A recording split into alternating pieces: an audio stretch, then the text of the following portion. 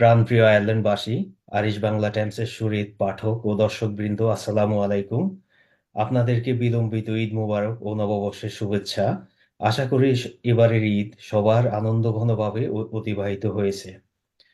আমি ওমর ফারুক নিউটন, আরিশ বাংলা টাইমসের পক্ষ থেকে আপনাদের সামনে আছি আহ, আজকের অনুষ্ঠানে।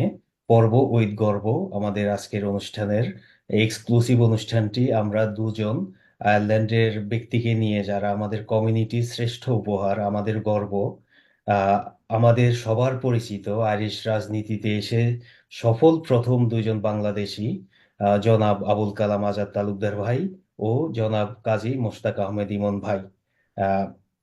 2019 সালে লোকাল ইলেকশনে দুজনেই কাউন্সিলর হিসেবে নির্বাচিত হন।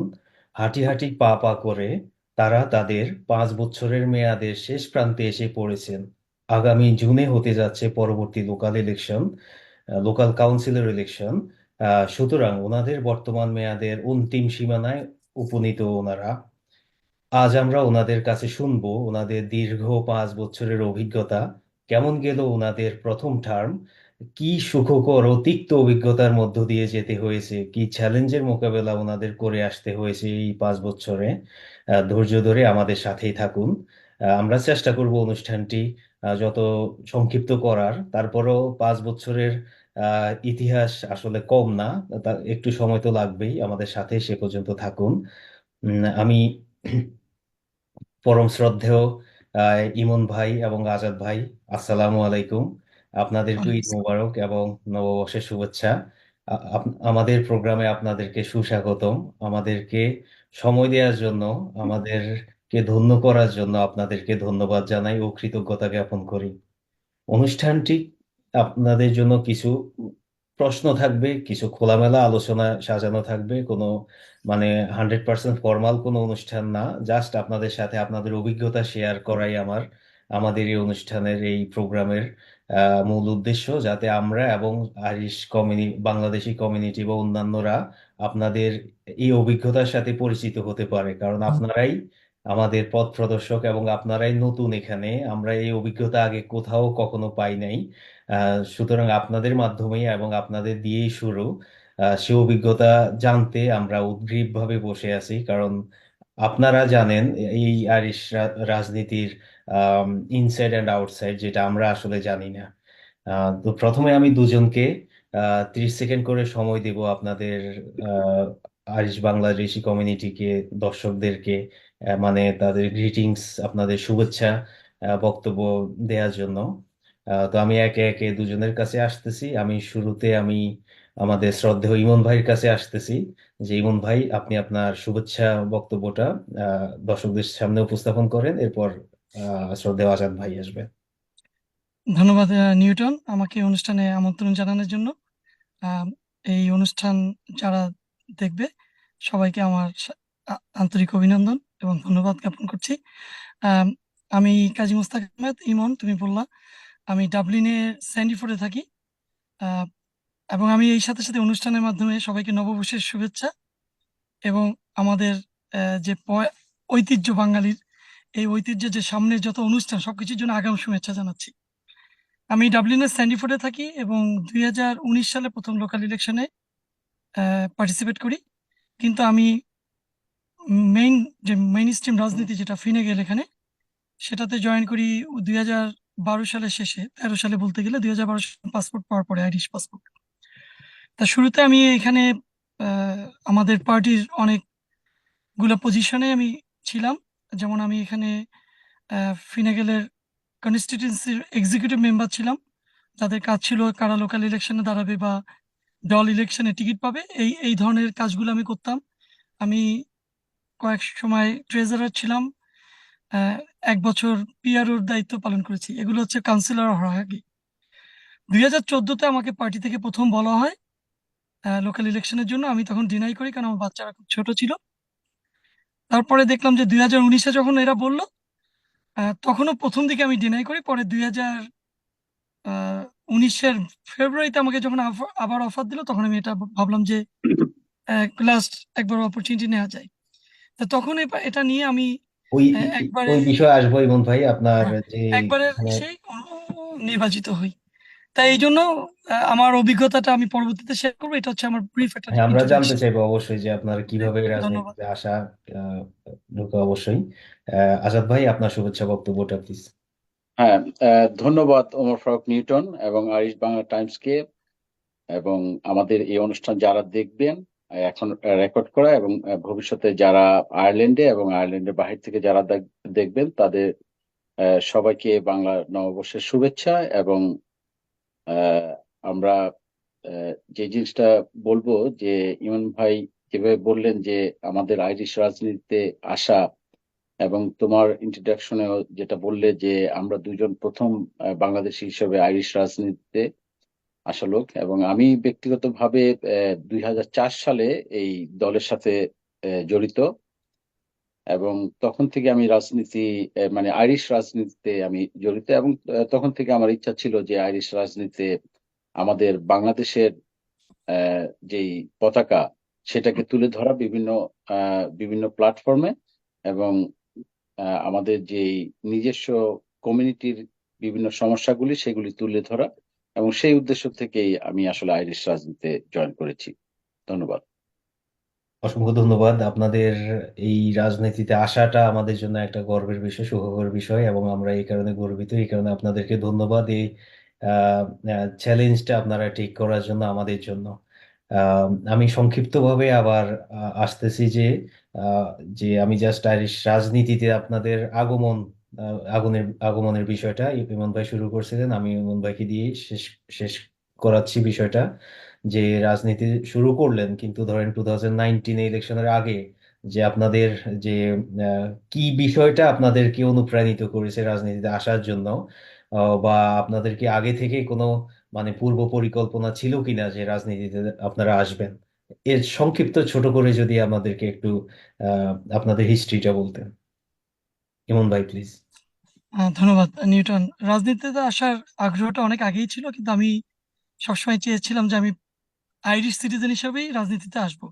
মূলত আমি যে এলাকাটায় ছিলাম এখন অনেক মাইগ্রেন্ট আসছে, কিন্তু আমি যখন ইলেকশন করেছি বা যখন পার্টিতে জয়েন করি তখন এটা মোটামুটি বলতে গেলে সাদা অধ্যুষিত এলাকা ছিল। আমি বোধহয় প্রথম, ইভেন ইস্টার্ন ইউরোপিয়ানও কোনো কেউ ছিল না আমার পার্টিতে। তা স্বভাবত আমি যখন প্রথম জয়েন করি তারা ধরে নেয় আমার ওয়াইফ হয়তো Irish, which was not the case. এবং আমি জয়েন করেছিলাম মূলত, আমি ব্যক্তিগত জীবনে অনেক কিছু ফেস করেছি। তখন মনে হচ্ছে যে আমাদের যে মাইগ্রেন্ট কমিউনিটি যারা পরবর্তীতে আসবে দেশে, বা তাদের বাচ্চারা যেন এই কষ্টগুলো স্বীকার না করে, সেই জিনিসগুলো আমি যাতে সর্ট আউট করা যায় তার জন্য কাজ করা শুরু করেছিলাম অনেক আগে থেকে। আমি লোকাল ইলেকশনে আসার আগে থেকেই আমাদের বিভিন্ন সমস্যাগুলো আমি ফিনাগেলের কাছে তুলে ধরেছি। যেমন আমি যখন এখানে বিয়ে করে আমার ওয়াইফকে আনি, আমি স্ট্যাম্পফোর্ডে থাকতে আমার ওয়াইফ এখানে কিন্তু কাজ করতে পারতো না, তাকে আলাদাভাবে ডিপার্টমেন্ট অফ ইন্টারফেস থেকে কাজে অনুমতি নিতে হতো।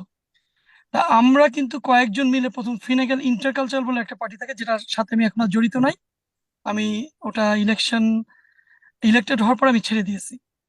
তা মূলত ওটা আমাদের হাতেই করা। আমি, অ্যাডিওলা, জাগান, অনেক যারা ফিনাগেলে অনেক পুরাতন যারা কর্মী ছিল যারা এখন নাই পার্টির সাথে, ওভাবে আমরা মিলে করেছিলাম। তখন এর মাধ্যমেই আমরা কিন্তু ফিনাগেলের কৃষক বলে বা যারাই আমাদের হত্যা করতো তাদেরকে আমরা পৌঁছাতে সক্ষম হয়েছি এবং কাজগুলা আদায় করে নিয়েছি। যেমন আমাদের মূল লক্ষ্য ছিল যে আমাদের যারা এখানে কাজ করছে তাদের ওয়াইফরা যেন সরাসরি কাজ করতে পারে, সেটা কিন্তু আপনি জানেন যে 6 বছর আগে অলরেডি এটা পারমিশন দেওয়া হয়েছে, আইরিশ গভর্নমেন্ট দিয়েছে। এছাড়া আমি গ্রিফিথ কলেজের সাথে জব করতাম 2004-05। আমি যখন এমবিএ করতে এখানে আসি, আমাদের এমবিএ করার পরে জানা আছে কিনা তখন ইউ অ্যাক্সেশন হয় 10টা দেশ, ইউ, আয়ারল্যান্ড, ইউর সাথে আরো 10টা দেশ হয়। তখন এখানে থাকাটা খুব কঠিন হয়ে যায়, বিশেষত স্টুডেন্টদের জন্য। ওই সময় যারা স্টুডেন্টরা আসে কেউ কিন্তু, অনেকেই থাকতে পারেনি, অনেকে এখান থেকে চলে গেছে কানাডাতে। তখন কিন্তু আমি রাজনীতিতে সক্রিয় ছিলাম না, কিন্তু আমার যে ডিরেক্টর ছিলেন উনি ফিনাফলের একজন সমর্থক ছিলেন। তখন কিন্তু মিনিস্টার ছিল ফিনাফলের মিনিস্টার ম্যারি হ্যানাফিন ফর এডুকেশন। তা আমরা তখন কিন্তু এই অ্যাপ্রোচটা করেছিলাম যাতে স্টুডেন্টরা এখানে এসে এই পড়াশোনার পরে থাকতে পারে, যেটা কিন্তু এখন ধারাবাহিকতা দেখা যাচ্ছে। তা পিছনে অনেক কাজ কিন্তু আমি অনেক আগে থেকেই করছি। আমি হয়তো বা নিজেকে তো প্রমোট করি না, আমি কখনোই নিজের কথাগুলো খুব বেশি জোর গলায় বলি না, বা কারণ আমি মনে করি এটা একটা কম্বাইন্ড ইফোর্ট। এটা শুধু আমি না, আমার সাথে আরো অনেকে জড়িত ছিল।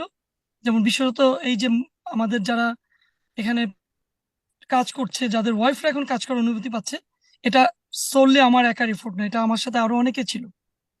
তো এই জিনিসগুলো আমি কন্টিনিউয়াসলি ফেস করেছি। তারপরে আমি দেখলাম যে এই সোসাইটিতে আমার সবচেয়ে কষ্ট লাগতো যেটা, যে যারা মিডল ক্লাস বা যারা কাজ করছে, they are not getting any sort of benefit. আয়ারল্যান্ডের যে মেইন সোসাইটিকে যদি ধরি, খুব টপ ক্লাস এবং বটম ক্লাস, দিস এই দুইটা সেক্টর খুবই ভালো। তো ফিনে গেলে মেইনলি আমি যেটা চেষ্টা করেছি যে আমাদের মিডল ক্লাসটাকে কিভাবে আপলিফট করা যায়, যেটা নিয়ে আমি এখনো ফাইট করছি। যেমন আমার মেইন টার্গেট হচ্ছে হাউজিং ফর অল। এটার ধারণাটা কিন্তু আমি দিয়েছিলাম 2016-তে ফিনাকেলকে, যে এখানে যারাই কাজ করছে তাদেরকে কিন্তু রাইট থাকা উচিত to have their own house. আমরা কোথায় থাকি সেটা কথা না, আমি খুব একটা একটা মোটামুটি একটু রিচ এলাকাতে থাকি। এই এলাকাতে বাড়ি কেনাটা এখন অসম্ভবের চেয়েও অসম্ভব হয়ে গিয়েছে। মানে এখানে একটা বাড়ি কিনতে গেলে মিনিমাম 3 বেডরুমের বাসার দাম বাংলাদেশি টাকা 8 কোটি টাকার মতো। মানে এটা অনেক মানুষের কাছে কোয়াইট ইম্পসিবল ব্যাপার। তো এই জিনিসগুলো কিভাবে মানে সমতা আনা যায়, এই নিয়ে আমি কাজ করছি এখনো। অ্যাজ এ কাউন্সিলর এটা আমার খুব সীমিত কাজ, বাট পার্ট মানে লেভেলে এই আমি খুব বিষয়গুলো নিয়ে চেষ্টা কাজ করছি এটা করতে করতে কিভাবে কাজ আপনার করছি। আস্তে আস্তে যে আপনি যদি আরো ওয়াইডলি যে কাউন্সিলর যখন হবেন বা আপনি রাজনীতিতে যখন আসবেন তখন আরো ভালোভাবে করতে পারবেন, ওই ইন্সপিরেশন থেকেই হয়তো আপনার এই রাইট, এটাই আমার মেইন উদ্দেশ্য ছিল। জি, এক্স্যাক্টলি। হ্যাঁ, হ্যাঁ, না, এই এই সাথে সাথে আমার রাজনীতিতে আসার মেইন উদ্দেশ্য। ধন্যবাদ।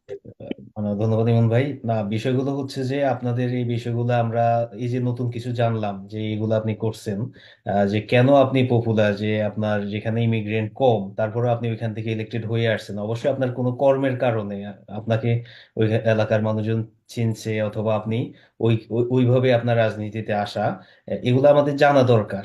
আপনি হয়তো প্রচার বিমুখ বা প্রচারটা কম করেন, কিন্তু এগুলো আমরা যারা আছি আমাদের জানা উচিত। এটা আমাদের জন্য শিক্ষণীয়, এবং আপনারা অ্যাজ এ কাউন্সিলর হিসেবে আমরা বুঝতে পারি না যে আসলে আপনাদের অবদানটা কি। আপনারা যখন এই জিনিসগুলা আমাদের সামনে তুলে ধরবেন তখন আমরা যারা আছি আমরা জানতে পারবো। অসংখ্য ধন্যবাদ ইমন ভাই। আমি চলে ধন্যবাদ। যাচ্ছি সেম কোশ্চেন নিয়ে কাউন্সিলর আজাদ তালুকদার ভাইয়ের কাছে। আজাদ ভাই, আপনারও অবশ্যই হিস্ট্রি আছে রাজনীতিতে আসার, বা কোনো ইন্সপিরেশন অবশ্যই আছে, যদি একটু আমাদের সাথে শেয়ার করতেন প্লিজ। হ্যাঁ, অবশ্যই। আমি আসলে রাজনীতি আসার পিছনে কারণ হলো আমি আহ, সেই ছাত্র জীবন থেকে রাজনীতির সাথে জড়িত ছিলাম। আহ, সমাজে বিভিন্ন মানুষের কাজ করার যে অনুপ্রেরণা, সেটা আমি আমার পরিবার থেকেই পেয়েছিলাম। যখন আমি আয়ারল্যান্ডে প্রথম আসলাম, আসার পরে দেখলাম যে এখানেও আমরা ছোটখাটো বিভিন্ন সমস্যার মধ্যে পড়ি। তো পড়লে আহ, আমাদের ভিসা ইস্যু এবং বিভিন্ন ইস্যু নিয়ে আমাদের লোকাল গভর্নমেন্টের যারা রিপ্রেজেন্টেটিভ ওই মুহূর্তে ছিলেন তাদের কাছে আমাদেরকে যেতে হতো। তারপর আমি এইভাবে মানে বিভিন্ন লোকাল রাজনৈতিক নেতাদের কাছে আমি বিভিন্ন ইস্যু নিয়ে যেতাম। যাওয়ার পরে আহ, আসলে এইভাবে যাওয়ার পরেই দেখা গেছে যে আমি এই ফিনাফলে যে জয়েন করলাম পার্টিতে, যাওয়ার পরে যখন দেখলাম যে সেখানকার লোকাল একজন লিডার ছিলেন, পিটার পাওয়ার, উনি মন্ত্রী ছিলেন। আসলে ওনার হাত ধরে আমার এই ফিনাফলে আসা রাজনীতিতে। তারপর আমি 2004 সাল থেকে এই ফিনাফলের সাথে জড়িত। এটা তো আমি আগে একবার বললাম। 2004 সালে জড়িত হওয়ার পরে আমি তার সাথে বিভিন্নভাবে আইরিশ বিভিন্ন প্রোগ্রামগুলিতে আমি অ্যাটেন্ড করতাম। তারপর তাদের বিভিন্ন ইলেকশনের ক্যাম্পেইন গুলিতে আমি কাজ করতাম। দীর্ঘ অনেক বছর আমি কাজ করেছি। কাজ করার পরে ওই 2014 সালে তারা আমাকে বলেছিল যে আমি ইলেকশন করব কিনা, কিন্তু তখন আসলে আমি নিজে ততটুকু প্রস্তুত ছিলাম না। আমার পারিবারিক কারণে আমি প্রস্তুত ছিলাম না।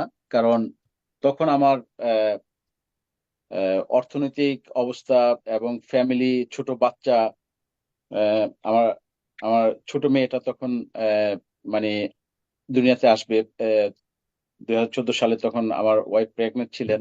মানে সব মিলে আমি তখন আসলে আর নিজেকে কমিউনিটির মধ্যে আহ, শুধু ইলেকশন করলে তো হবে না, কমিউনিটির মধ্যে কাজ করতে হবে। আগে নিজেকে একটু পরিচিত করতে হবে। এই জন্য আমি 2014 সালে বুঝলাম আসলে কি আমি কি এখনো কি এই পদের জন্য নিজেকে কি তৈরি করেছি। তখন চিন্তা করে দেখলাম যে আসলে আমার গ্রাউন্ডে কোনো কাজ নাই, আমার কোনো কিছু নাই যে আমি মানুষের কাছে যেতে পারবো যে হ্যাঁ আমি সমাজে এই কাজগুলি করেছি, তোমরা আমাকে ভোট দাও। তখন আমি চিন্তা করে দেখলাম যে আমার যখন গ্রাউন্ডই তৈরি হয় নাই, আমি যখন সমাজের সাথে বিভিন্নভাবে জড়িত না, আমার কন্ট্রিবিউশন নাই সমাজে, তাহলে আমি ইলেকশন করা পোস্টার লাগানো এটার জন্য তো আসলে ইলেকশন করার কোনো অর্থ হয় না, বরঞ্চ আমাদের ভোটারদের ভোট নষ্ট করা। দেখা গেছে কিছু ভোটার হয়তো, আমি 2014 সালে ইলেকশন করলে কিছু ভোটার আমাকে ভোট দিত, কিন্তু একটা যোগ্য প্রার্থীর কাছ থেকে এই ভোটটা চলে যেত। তা আমি সেটা মানে ফেয়ার মনে করি নাই। তখন আমি 2014 সাল থেকে 2019 সাল পর্যন্ত আমি গ্রাউন্ডে বিভিন্নভাবে কাজ করেছি এবং বিভিন্ন কমিউনিটির সাথে, আইরিশ কমিউনিটির সাথে, বিভিন্ন চ্যারিটি অর্গানাইজেশনের সাথে বিভিন্ন জায়গায় কাজ করে যখন আমার কনফিডেন্স বিল হয়েছে যে হ্যাঁ আমি তো বিভিন্ন কমিউনিটির সাথে এখন কাজ করছি এবং তারা আমাকে হয়তো ইলেকশনে ইলেক্টেড করতে পারে আমার যে কাজের বিনিময়ে। এই জন্য মানে মূলত আমি গ্রাউন্ড তৈরি করে তারপরে এসে 2019 সালে আমার পার্টি আমাকে নমিনেশন দেয়, তখন আমি ইলেকশন করে নির্বাচিত হই। হ্যাঁ, অবশ্যই। কারণ লং জার্নি আপনাদের কাজ, আপনাদের কনফিডেন্সই আপনাদেরকে এই পর্যায়ে নিয়ে এসেছে। এই কারণে আপনাদের অবশ্যই সাধুবাদ পাওয়ার যোগ্য, এবং নির্বাচিত হওয়ার পর থেকে আপনারা সফলভাবে, এবং ওইটা তারই ধারাবাহিকতা আপনার। এমন না যে একদিনে আপনারা কিছু একটা করতে পারবেন কাউন্সিলর হয়েই। কারণ এর আগে থেকে আপনারা যে বেসমেন্টটা তৈরি করেছেন, ওই বেসমেন্টের উপর ভিত্তি করে আপনারা মূলত আপনাদের যে রাজনৈতিক যে ক্যারিয়ার বা স্ট্রাকচার, ওইটা আপনারা সেট আপ করেছেন। অসংখ্য ধন্যবাদ। আহ, এই তো গেল আপনার নির্বাচনের আগ মুহূর্তের কথা। এরপর আমরা আসবো যে নির্বাচিত হওয়ার পরে যে আপনাদের 5 বছরের মেয়াদকালের এখন অন্তিম মুহূর্তে আছেন আপনারা, প্রায় শেষ বলা চলে। যে, আগামী জুনের 7 তারিখে নির্বাচন। সুতরাং আপনাদের এই কর্তব্য থেকে খুব শীঘ্রই আপনাদেরকে ইস্তফা দিতে হবে। আমি দুজনকেই 1 থেকে 2 মিনিট করে সময় দিচ্ছি এতটুকু জানার জন্য যে আসলে আপনাদের কেমন গেল 5 বছর। কারণ অনেক কিছুই তো, যে ওভারঅল যদি আপনারা একটা সিনারিও আমাদের সামনে তুলে ধরেন যে আসলে 5 বছরের আপনাদের প্রথমবার হিসেবে আপনাদের কেমন গেল, একটু যদি সংক্ষেপে আমাদেরকে বলেন। আমি শুরুতে যাচ্ছি ইমন ভাইয়ের কাছে। ইমন ভাই, প্লিজ। ধন্যবাদ নিউটন। প্রথমে আমি মহান রব্বুল আলামিন আল্লাহ তাআলার কাছে শুকরিয়া জ্ঞাপন করছি। আলহামদুলিল্লাহ আমি এই গত 5 বছরে অনেক কিছু করেছি। আহ, সুখকর এবং তিক্তকর অভিজ্ঞতা শুরু থেকেই ছিল যখন আমি ইলেকশনে দাঁড়িয়েছিলাম। আহ, সাধারণত আমাদেরকে যে প্ল্যাটফর্মটা দেওয়া হয়, এটা ব্যাকগ্রাউন্ডে অনেক কারণ থাকে। আহ, আজাদ ভাই কতটুকু জানেন জানি না, তবে আমার অভিজ্ঞতা হচ্ছে আমাকে যখন নমিনেশন দেওয়া ছিল তখন ওদের চেষ্টা ছিল যে আমার যে থার্ড ক্যান্ডিডেট সে যেন যেতে। বাট এনিওয়ে সেটা অন্যভাবে আমি নিশ্চয়ই আমার যোগ্যতা দিয়ে চলে মানে ইলেক্টেড হয়েছে। তা হওয়ার আগে আমার অনেকগুলো প্ল্যান ছিল, কারণ আমরা যারা কাউন্সিলর নির্বাচিত হই, কাউন্সিলরদের, আপনাকে আর একটু জিনিস বলি যে আয়ারল্যান্ডে তিন রকমের কাউন্সিল, একটা হচ্ছে বড় কাউন্সিল, একটা সিটি এবং ডিস্ট্রিক্ট যেটা আজাদ ভাই আছেন, আর আমাদের হচ্ছে কাউন্টি কাউন্সিল। তো তিনটা কাউন্সিলের কার্যপরিধি মোটামুটি এক, কিন্তু কিছু কিছু ক্ষেত্রে ডিফারেন্স আছে। তা ডাবলিনে আমাদের যারা কাউন্সিলর এবং এক্সিকিউটিভ থাকে, এরা দুইজনের সমন্বয়ে কিন্তু কাজগুলো সমাধান করা হয়। তা আমাদের কিছু রিজার্ভ ফাংশন আছে যেটা আমরা পরিপূর্ণভাবে আমরাই করতে পারি, এটা কিন্তু এক্সিকিউটিভরা কোনো হাতি দিতে পারে না। একটা হচ্ছে কাউন্টি ডেভেলপমেন্ট প্ল্যান, সেকেন্ড হচ্ছে বাজেট, প্রপার্টি ট্যাক্স এবং বাইলজ। এই চারটার ভিতরে আমার মেইন আকর্ষণ ছিল কাউন্টি ডেভেলপমেন্ট প্ল্যান, যেটা দিয়ে আমি মোটামুটি কিভাবে আমার কাউন্টিটাকে উন্নত করতে পারি। তা গত যে আমাদের কাউন্টি ডেভেলপমেন্ট হয় 6 বছরের, আগামীতে এটা 10 বছরের জন্য হবে। তো সেখানে আমি চারটা মেইন জিনিস করেছি, যেটা মনে হয় না আয়ারল্যান্ডে গত 20 বছরে আসলে এই কাজটা কেউ করে। তার ভিতর প্রথম কাজটা যেটা করেছি, আমি কাউন্সিলে একটা ল ইনঅ্যাক্ট করেছি, সেটা হচ্ছে আমার council is bound to make a playground within 1 kilometre. এটা কিন্তু একটা বিশাল আলোড়ন তৈরি হয়েছে এখানে, কারণ আমি ইলেকশন করার আগে এটা নিয়ে কাজ করেছিলাম। কিছুটা হলে এখানে একটা লোকাল ক্যাম্পেইন করেছিল এক মহিলা, ওর নাম লিভিয়া। ওর সাথে মিলে টুকটাক কাজ করেছি, বাট আমার যেহেতু দৈনন্দিন জব ছিল, যার ফলে আমি ওতপ্রোতভাবে জড়িত হতে পারিনি। কিন্তু আমার ইচ্ছা ছিল যে এটা আমি করব। আলহামদুলিল্লাহ ওটা 40 জন কাউন্সিলরই সাপোর্ট করেছে। দ্বিতীয়টা করেছে আমি ইয়ুথ সেন্টার। আমি অস্ট্রেলিয়াতে ছিলাম আয়ারল্যান্ডে আসার আগে। অস্ট্রেলিয়াতে প্রতি সাবার্বে একটা করে ইয়ুথ সেন্টার থাকে। এখন আমাদের আয়ারল্যান্ডে যেটা হচ্ছে যে খুব অ্যান্টি সোশ্যাল বিহেভিয়ার বেড়ে গেছে। ইয়াং ছেলেপেলে রাস্তায় থাকে, ওদের কাছে যদি জিজ্ঞেস করা হয় তোমরা রাস্তায় কেন, ওরা বলে আমাদের কোনো জায়গা নেই যাওয়ার। কমিউনিটি সেন্টার ওরা মনে করে যারা বয়স্ক তাদের জন্য। তো এটা আমি এখানে ইনাক্ট করেছি। এটা নিয়ে অনেক কাউন্সিলর আমাকে বাধা দিয়েছে, বলে we don't need any youth centre, কারণ এটা ডিবেট করতে হচ্ছে, এটা মোশন আকারে হয়, এটা একটা লেংদি প্রসিডিওর। তারপরেও আমার ডিবেটের পরে 38 জন councillor in support of this motion. আর তৃতীয় নম্বর করেছিলাম যে আমাদের আয়ারল্যান্ডে প্রচুর অ্যাপার্টমেন্ট বিল্ডিং হচ্ছে। তা ক্লাইমেট অ্যাকশনের জন্য আমি প্রত্যেকটা বিল্ডিং এ রুফটপ গার্ডেনিং করার ব্যবস্থা করেছি। গোয়িং ফরওয়ার্ড এই বছর থেকে যত ডেভেলপমেন্ট হবে প্রত্যেকটা অ্যাপার্টমেন্ট বিল্ডিং এর উপরে ওরা অল সিজন প্ল্যান্টিং করবে। আর 4 নম্বর যেটা আমি কাজ করেছি সেটা হচ্ছে নয়েজ। আমাদের অনেক অ্যাপার্টমেন্ট বিল্ডিং আছে যে বেডরুম গুলা দেখা যাচ্ছে রাস্তার উপরে থাকে। এটা আমাদের কাউন্টিতে আর কখনোই হবে না, কারণ স্পেশালি আমাদের এখানে বিকন একটা অ্যাপার্টমেন্ট আছে খুব পপুলার। ওদের বেডরুম গুলা রাস্তা থেকে দেখা যায়, ডাজন্ট লুক গুড, এবং ওদেরকে সবসময় নয়েজ পলিউশনটা ফেস করতে হয়। এই 4টা মেজর কাজ করেছে আমার, এটাই আমার মনে হচ্ছে সবচেয়ে বড় অ্যাচিভমেন্ট। আর দ্বিতীয়ত আমি এখানে কিছু বোর্ডের সাথে জড়িত, একটা হচ্ছে জয়েন্ট পুলিশিং কমিটি, আমার মনে হয় আজাদ ভাই আছেন ওটাতে, ওনার এলাকায়। আর আমি এখানে সবচেয়ে যেটা আমার গর্বের জায়গা সেটা হচ্ছে ডাবলিন অ্যান্ড ডানলরি এডুকেশন বোর্ডের ইন্টারভিউ বোর্ডের 3 জন চেয়ারম্যান আছেন, তার ভিতরে আমি একজন, বাকি 2জন হোয়াইট, আমি হচ্ছি। তো এটা আমার সবচেয়ে গর্বের জায়গা যে আমি এখানে যত অ্যাফিলিয়েটেড কলেজ আছে গভর্নমেন্ট, আমি 3টা কলেজের বোর্ড ম্যানেজমেন্ট আছে। একটা হচ্ছে আইআইডিটি, যেটা আমি রিসেন্টলি ছেড়ে দিয়েছি, আর এটা হচ্ছে Stillorgan college of further education আর Dundrum college of further education. এছাড়া বিভিন্ন যে কমিউনিটি স্কুল এবং কলেজ আছে ওদের ইন্টারভিউ বোর্ডে মাঝে মাঝে আমি বসি। তো ওগুলা দেখা যাচ্ছে যে প্রিন্সিপাল অ্যাসিস্ট্যান্ট প্রিন্সিপাল যে রিক্রুটমেন্ট হয়, এটা ফাইনাল ডিসিশন মেকার আমি। এটা হচ্ছে বড় গর্বের জায়গা, আমার আর কিছু লাগে না।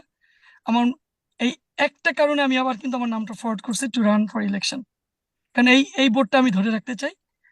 আর আমার লিঙ্কডইনে মেইনলি মোটামুটি সবকিছু টুকটাক বর্ণনা আছে কি করি। আমাকে পিস কমিশনার দেওয়া হয়েছিল, বাট সঙ্গত কারণে আমি সেটা নিতে পারিনি, কারণ সিভিল সার্ভিসের সাথে একটু জড়িত আছে। সিভিল সার্ভিসে থাকলে কেউ পিস কমিশনার হতে পারে না। এই হচ্ছে আমার মূলত। আর তিক্ত অভিজ্ঞতার কথা বললেন, যেটা তিক্ত অভিজ্ঞতা কিন্তু আমার গতবার হ্যাঁ, হয়নি, ওইটা কিন্তু এবার। আসবো ইমন ভাই, ওই ওই ওই আচ্ছা ঠিক বিষয়ে আছে, ওটা আসবো। হ্যাঁ, এটা হচ্ছে যে আমার আমার যে মেইন ওভারঅল কাউন্সিলে যে আমার মেইন কাজগুলো আমি করতে পেরেছি এবং বোর্ড ম্যানেজমেন্টের সাথে জড়িত আছি, এগুলো আমাকে খুব গর্বের জায়গা আর কি। এবং আমি 2টা এসপিসির সাথে জড়িত, ওটা বলতে ভুলে গেছি, একটা হচ্ছে হাউজিং আর একটা হচ্ছে community and cultural affairs. Azad ভাইদেরও একই এসপিসি আছে, উনিও বলবেন। ধন্যবাদ। ধন্যবাদ ইমন ভাই। আসলে এগুলা খুবই প্রেস্টিজিয়াস ওয়ার্ক আপনারা করতেছেন।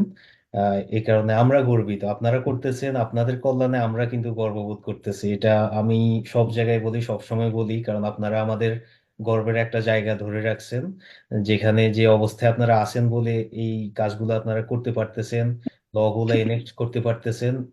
এটাই আসলে আমরা চাই, যে আমাদের কমিউনিটি থেকে আমরা আরো উঠে আসি এবং আপনারা থাকেন আমাদের সাথে দীর্ঘ সময়। আম, আমি সেম কোশ্চেনে চলে যাবো আজাদ ভাইয়ের কাছে। আজাদ ভাইও 5 বছরের একটা দীর্ঘ সময় পার করে আসছেন, এবং অবশ্যই আপনার অনেক স্মৃতি জড়িত। এবং কেমন গেল, কারণ আপনার একটা ড্রিম প্লেস, যে আপনি অনেক দিন থেকে বলছেন, 2004 থেকে আপনি জড়িত আরিশ পলিটিক্স এর সাথে। আস্তে আস্তে এখানে এন্টার করার চেষ্টা করেছেন এবং 14 থেকে আপনি অ্যাক্টিভলি ওয়ার্ক করেছেন, এবং শেষ পর্যন্ত আপনি ইলেক্টেডও হলেন। ইলেক্টেড হয়ে 5 বছর অতিবাহিত করলেন। আপনার অবশ্যই মানে অনেক স্মৃতি আছে জড়িত। আপনি কেমন গেল যদি আপনি একটু বলতেন। হ্যাঁ, আমারও ইমন ভাইয়ের মতোই আহ, অনেক স্মৃতি এই 5 বছরে। কারণ অ্যাজ ইউ নো, আমরা যখন এই দেশে প্রথম আসি, আসলে প্রথম আসার পরে দেখা গেছে যে আমরা ওয়ার্ক পারমিটে, যখন আমি প্রথম আসি দেখা গেছে ওয়ার্ক পারমিট রিনিউ করা নিয়ে আমার চিন্তা করতে হতো। সারাদিন কাজ করতাম, রাত্রে যখন ঘুমাতাম চিন্তা করতাম যে আমি আমার ওয়ার্ক পারমিট রিনিউ হবে কিনা নেক্সট ইয়ার। আর আমি এটা ফেসও করেছিলাম প্রবলেম। আমার মনে হয় 3 নম্বর না 4 নম্বর ওয়ার্ক পারমিট গিয়ে আমার রিনিউ হচ্ছিল না। যাই হোক, তখন রাতে ঘুমাইতাম যখন, তখন চিন্তা করতাম কিভাবে ওয়ার্ক পারমিট রিনিউ হবে, কিভাবে আমার ফ্যামিলি আসবে এই দেশে, এরকম। কিন্তু আজকে আলহামদুলিল্লাহ সেই সিটিতেই আমি আহ, সেই পিলোতে আমি ঘুমাই। কিন্তু দেখা গেছে এই মেট্রোপলিটন মেয়রের ফার্স্ট সিটিজেন হিসেবে আমাকে চিন্তা করতে হয় রাত্রে যখন ঘুমাই যে এই সিটিতে বিভিন্ন জায়গায় বিভিন্ন সমস্যা দেখলে সেগুলি আমরা কিভাবে সমাধান করব। মানে একই মানুষ, একই আহ, একই জায়গা, সবকিছুই এক, কিন্তু চিন্তাধারাটা পরিবর্তন আসছে। আর এই চিন্তাধারাটা পরিবর্তন আসছে, এটা অবশ্যই একটা গর্বের বিষয় যে একজন বাংলাদেশী হিসেবে আমরা এই এই পর্যায়ে মানে আল্লাহ আমাকে এবং ইমান ভাইকে চুজ করছে যে প্রথম বাংলাদেশ হিসাবে এই দায়িত্বগুলি পালন করার। তারপর 2019 সালে আমি ইলেক্টেড হওয়ার পরে 2020 সালে আমি deputy mayor, Limerick city and county কাউন্সিলের ডেপুটি মেয়র হিসাবে নির্বাচিত হই। সেখানে আহ, আলহামদুলিল্লাহ অনেক মেজরিটি ভোটেই নির্বাচিত হই। তারপর প্রেজেন্টলি লাস্ট ইয়ার জুনে আমি কাহারোগ, যেটা মেট্রোপলিটন মেয়র হিসাবে আমি নির্বাচিত হই। এগুলি তো অবশ্যই সূক্ষ্ম একটা বিষয়, স্মৃতি। যখন মানে যখন মনে করি যে বিভিন্ন জায়গায় আমরা রিপ্রেজেন্ট করি, আমি রিপ্রেজেন্ট করি অ্যাজ এ বাংলাদেশি হিসাবে। যেমন আমার মনে পড়ে যে আমি ইউরোপিয়ান পার্লামেন্টে এক জায়গায় গিয়েছিলাম, তখন যাওয়ার পরে তারপর আমেরিকায় দু এক জায়গায় গিয়েছি আমি বেশ কয়েকবার আমেরিকাতে, মানে রিপ্রেজেন্ট করে আয়ারল্যান্ড লিমারিক সিটি কাউন্সিলকে রিপ্রেজেন্ট করে আমি গিয়েছি। তখন দেখা গেছে যে প্রথমেই অন্যান্য লোকরা মানে আইরিশ ডেলিগেট দেখে মানে আমার কাছে আসে, আইসা বলে, মানে তাদের চোখের ভাষায় যেমন আমি মানে তাদের একটা কোশ্চেন মনে হচ্ছে যে মানে এটা আবার কেমন আইরিশ, মানে সবাই তো সাদা মানুষ সবাই ওইখানে। তখন আমি প্রথমেই তাদের কনফিউজটা দূর দূর হওয়ার জন্য আমি প্রথমে যখন হ্যান্ডশেক করি তখনই আমার পরিচয় দেওয়ার সময় আমি বলে দিই যে I was born in Bangladesh but I represent Ireland. অথবা আমি ইউরোপিয়ান ইউনিয়নে যখন কথা বলছি ঠিক তেমনি করে আমি কথার শুরুতেই আমি এইভাবেই বলছি যে I was born in Bangladesh but I represent Ireland. তো এইগুলি আমি অবশ্যই একটা গর্বের বিষয় একজন বাংলাদেশী হিসাবে, মানে আয়ারল্যান্ডকে রিপ্রেজেন্ট করা, আ- আহ, এবং বাংলাদেশের নামটা বিভিন্ন জায়গায় নিয়ে যাওয়া। এটা আমি মনে করি যে এটা একটা বিশাল একটা সূক্ষ্ম বিষয়, বা এটা প্রাউড মুভমেন্ট বাংলাদেশের জন্য আমি মনে করি। আবার কাজের দিক দিয়ে যেমন আপনারা জানেন যে 17,000 আনডকুমেন্টস পিপুল এই আয়ারল্যান্ডে যারা আনডকুমেন্ট ছিল। আমার জানা মতে এমন লোক আছে 16-17 বছর, 20 বছর, কেউ হয়তো 3-4 বছর, 5 বছর, বিভিন্ন সময় যারা আনডকুমেন্ট লোক ছিল, আমি এদেরকে নিয়ে কাজ করছি। সেটা আইরিশ পার্লামেন্টেও আহ, পার্লামেন্টও আমার কথা উল্লেখ করছে যে আমি আসছিলাম। আমি অনেক মানে আরো অনেক অর্গানাইজেশন এবং ইন্ডিভিজুয়াল অনেকেই কাজ করছে, সেখানে তারা আমার নামটা উল্লেখ করছে। এবং উল্লেখ করার সময়ও তারা কিন্তু বলছে যে সে একজন বাংলাদেশী। তারপর যেমন আমার লোকালি যেমন মুসলিম গ্রেভিয়ার্ড নিয়ে আমি কাজ করছি। সেই গ্রেভিয়ার্ডটা আলহামদুলিল্লাহ সেটা ফাইনালি, এটা কাজ করতে গিয়ে আমার অনেক চ্যালেঞ্জ মোকাবেলা করতে হয়েছে। যাই হোক, আজকে হয়তো এত সময় পাবো না চ্যালেঞ্জ গুলি বলার জন্য। তবে জাস্ট বলি যে আমাদের একটা সেপারেট মুসলিম কবরস্থান লিমারিকে অলরেডি হয়ে গেছে। কনস্ট্রাকশন কাজ এখনো একটু চলছে, তবে এটা শুরু করা যায় যে কোনো মুহূর্তেই। তারপর অনেকের দেখা গেছে যে ইমিগ্রেশন ইস্যু আছে, শুধু লিমারিকে না, লিমারিকের বাইরেও, শুধু বাংলাদেশি না, বিভিন্ন দেশের মাইগ্রেন্ট যারা আছেন তাদের বিভিন্ন ইমিগ্রেশন ইস্যু নিয়ে আছে। অ্যাজ এ কাউন্সিলর হিসেবে আসলে আমার ইমিগ্রেশন নিয়ে কোনো কিছু করার নাই, আমার সেই ক্যাপাসিটির মধ্যে আসে না কাউন্সিলরে। কিন্তু আমি যখন একটা পার্টির সাথে জড়িত, আর আমার পার্টি গভর্নমেন্টে আছে, সেখানে দেখা গেছে যে বিভিন্ন মিনিস্টার অথবা টিডি অথবা সেনেটর, বিভিন্ন জনের সাথে আমরা যখন এক পার্টি করি, এক আইডিওলজিক্যাল বিলিভে একসাথে থাকি, তো সেই হিসাবে দেখা গেছে বিভিন্ন লোকদেরকে আমি হয়তো সেই নেটওয়ার্ক গুলি ইউজ করতে পারি অন্য যাদের প্রয়োজন তাদের জন্য। আহ, এই এই কাজগুলি দেখা গেছে যে আমি কম বেশি করছি। তারপর আরেকটা জিনিস সবচেয়ে একটা গর্বের বিষয়, সেটা ইমন ভাইও করছে। সেটা হলো, ইমন ভাই হয়তো ভুলে গেছেন এই মুহূর্তে উল্লেখ করার জন্য, সেটা হলো যে আমাদের বিজয় দিবস স্বাধীনতা দিবসে আমরা আমাদের সিটি হলকে যেমন আমার লিমারিক সিটি হলকে আমি পুরা বাংলাদেশের কালারে লাইটিং করেছি, ফ্ল্যাগ উত্তোলন করেছি। ঠিক তেমনি করে ইমন ভাইও কিন্তু আহ, আহ, যেটা আরো দুই দুই বছর না 3 বছর আগে আমি সোশ্যাল মিডিয়াতে দেখেছি, ইমন ভাইও লাস্ট কিন্তু তার 2022 সিটি, সম্ভবত। হুম। হ্যাঁ সম্ভবত 2022-তে হবে, তখন তার সিটি কাউন্সিলও কিন্তু এই বাংলাদেশের ফ্ল্যাগ কিন্তু উঠছে। আমি দেখছি, আমি দেখার পরে আমারও খুব গর্ববোধ হয়েছে এই কারণে যে আজকে একজন বাংলাদেশি ডাবলিনে সে কাউন্সিলর থাকাতেই তো এটা আমরা দেখতে পারতেছি আমাদের রাজধানীতে বাংলাদেশের পতাকা উঠতেছে একটা লোকাল অথরিটি, যে গভর্নমেন্ট অফিস সেটার মধ্যে। তো এই জিনিসগুলি আসলে এইগুলি আসলে একটা সুখকর, আমি মনে করি এগুলি গর্ব করার মতো। হুম।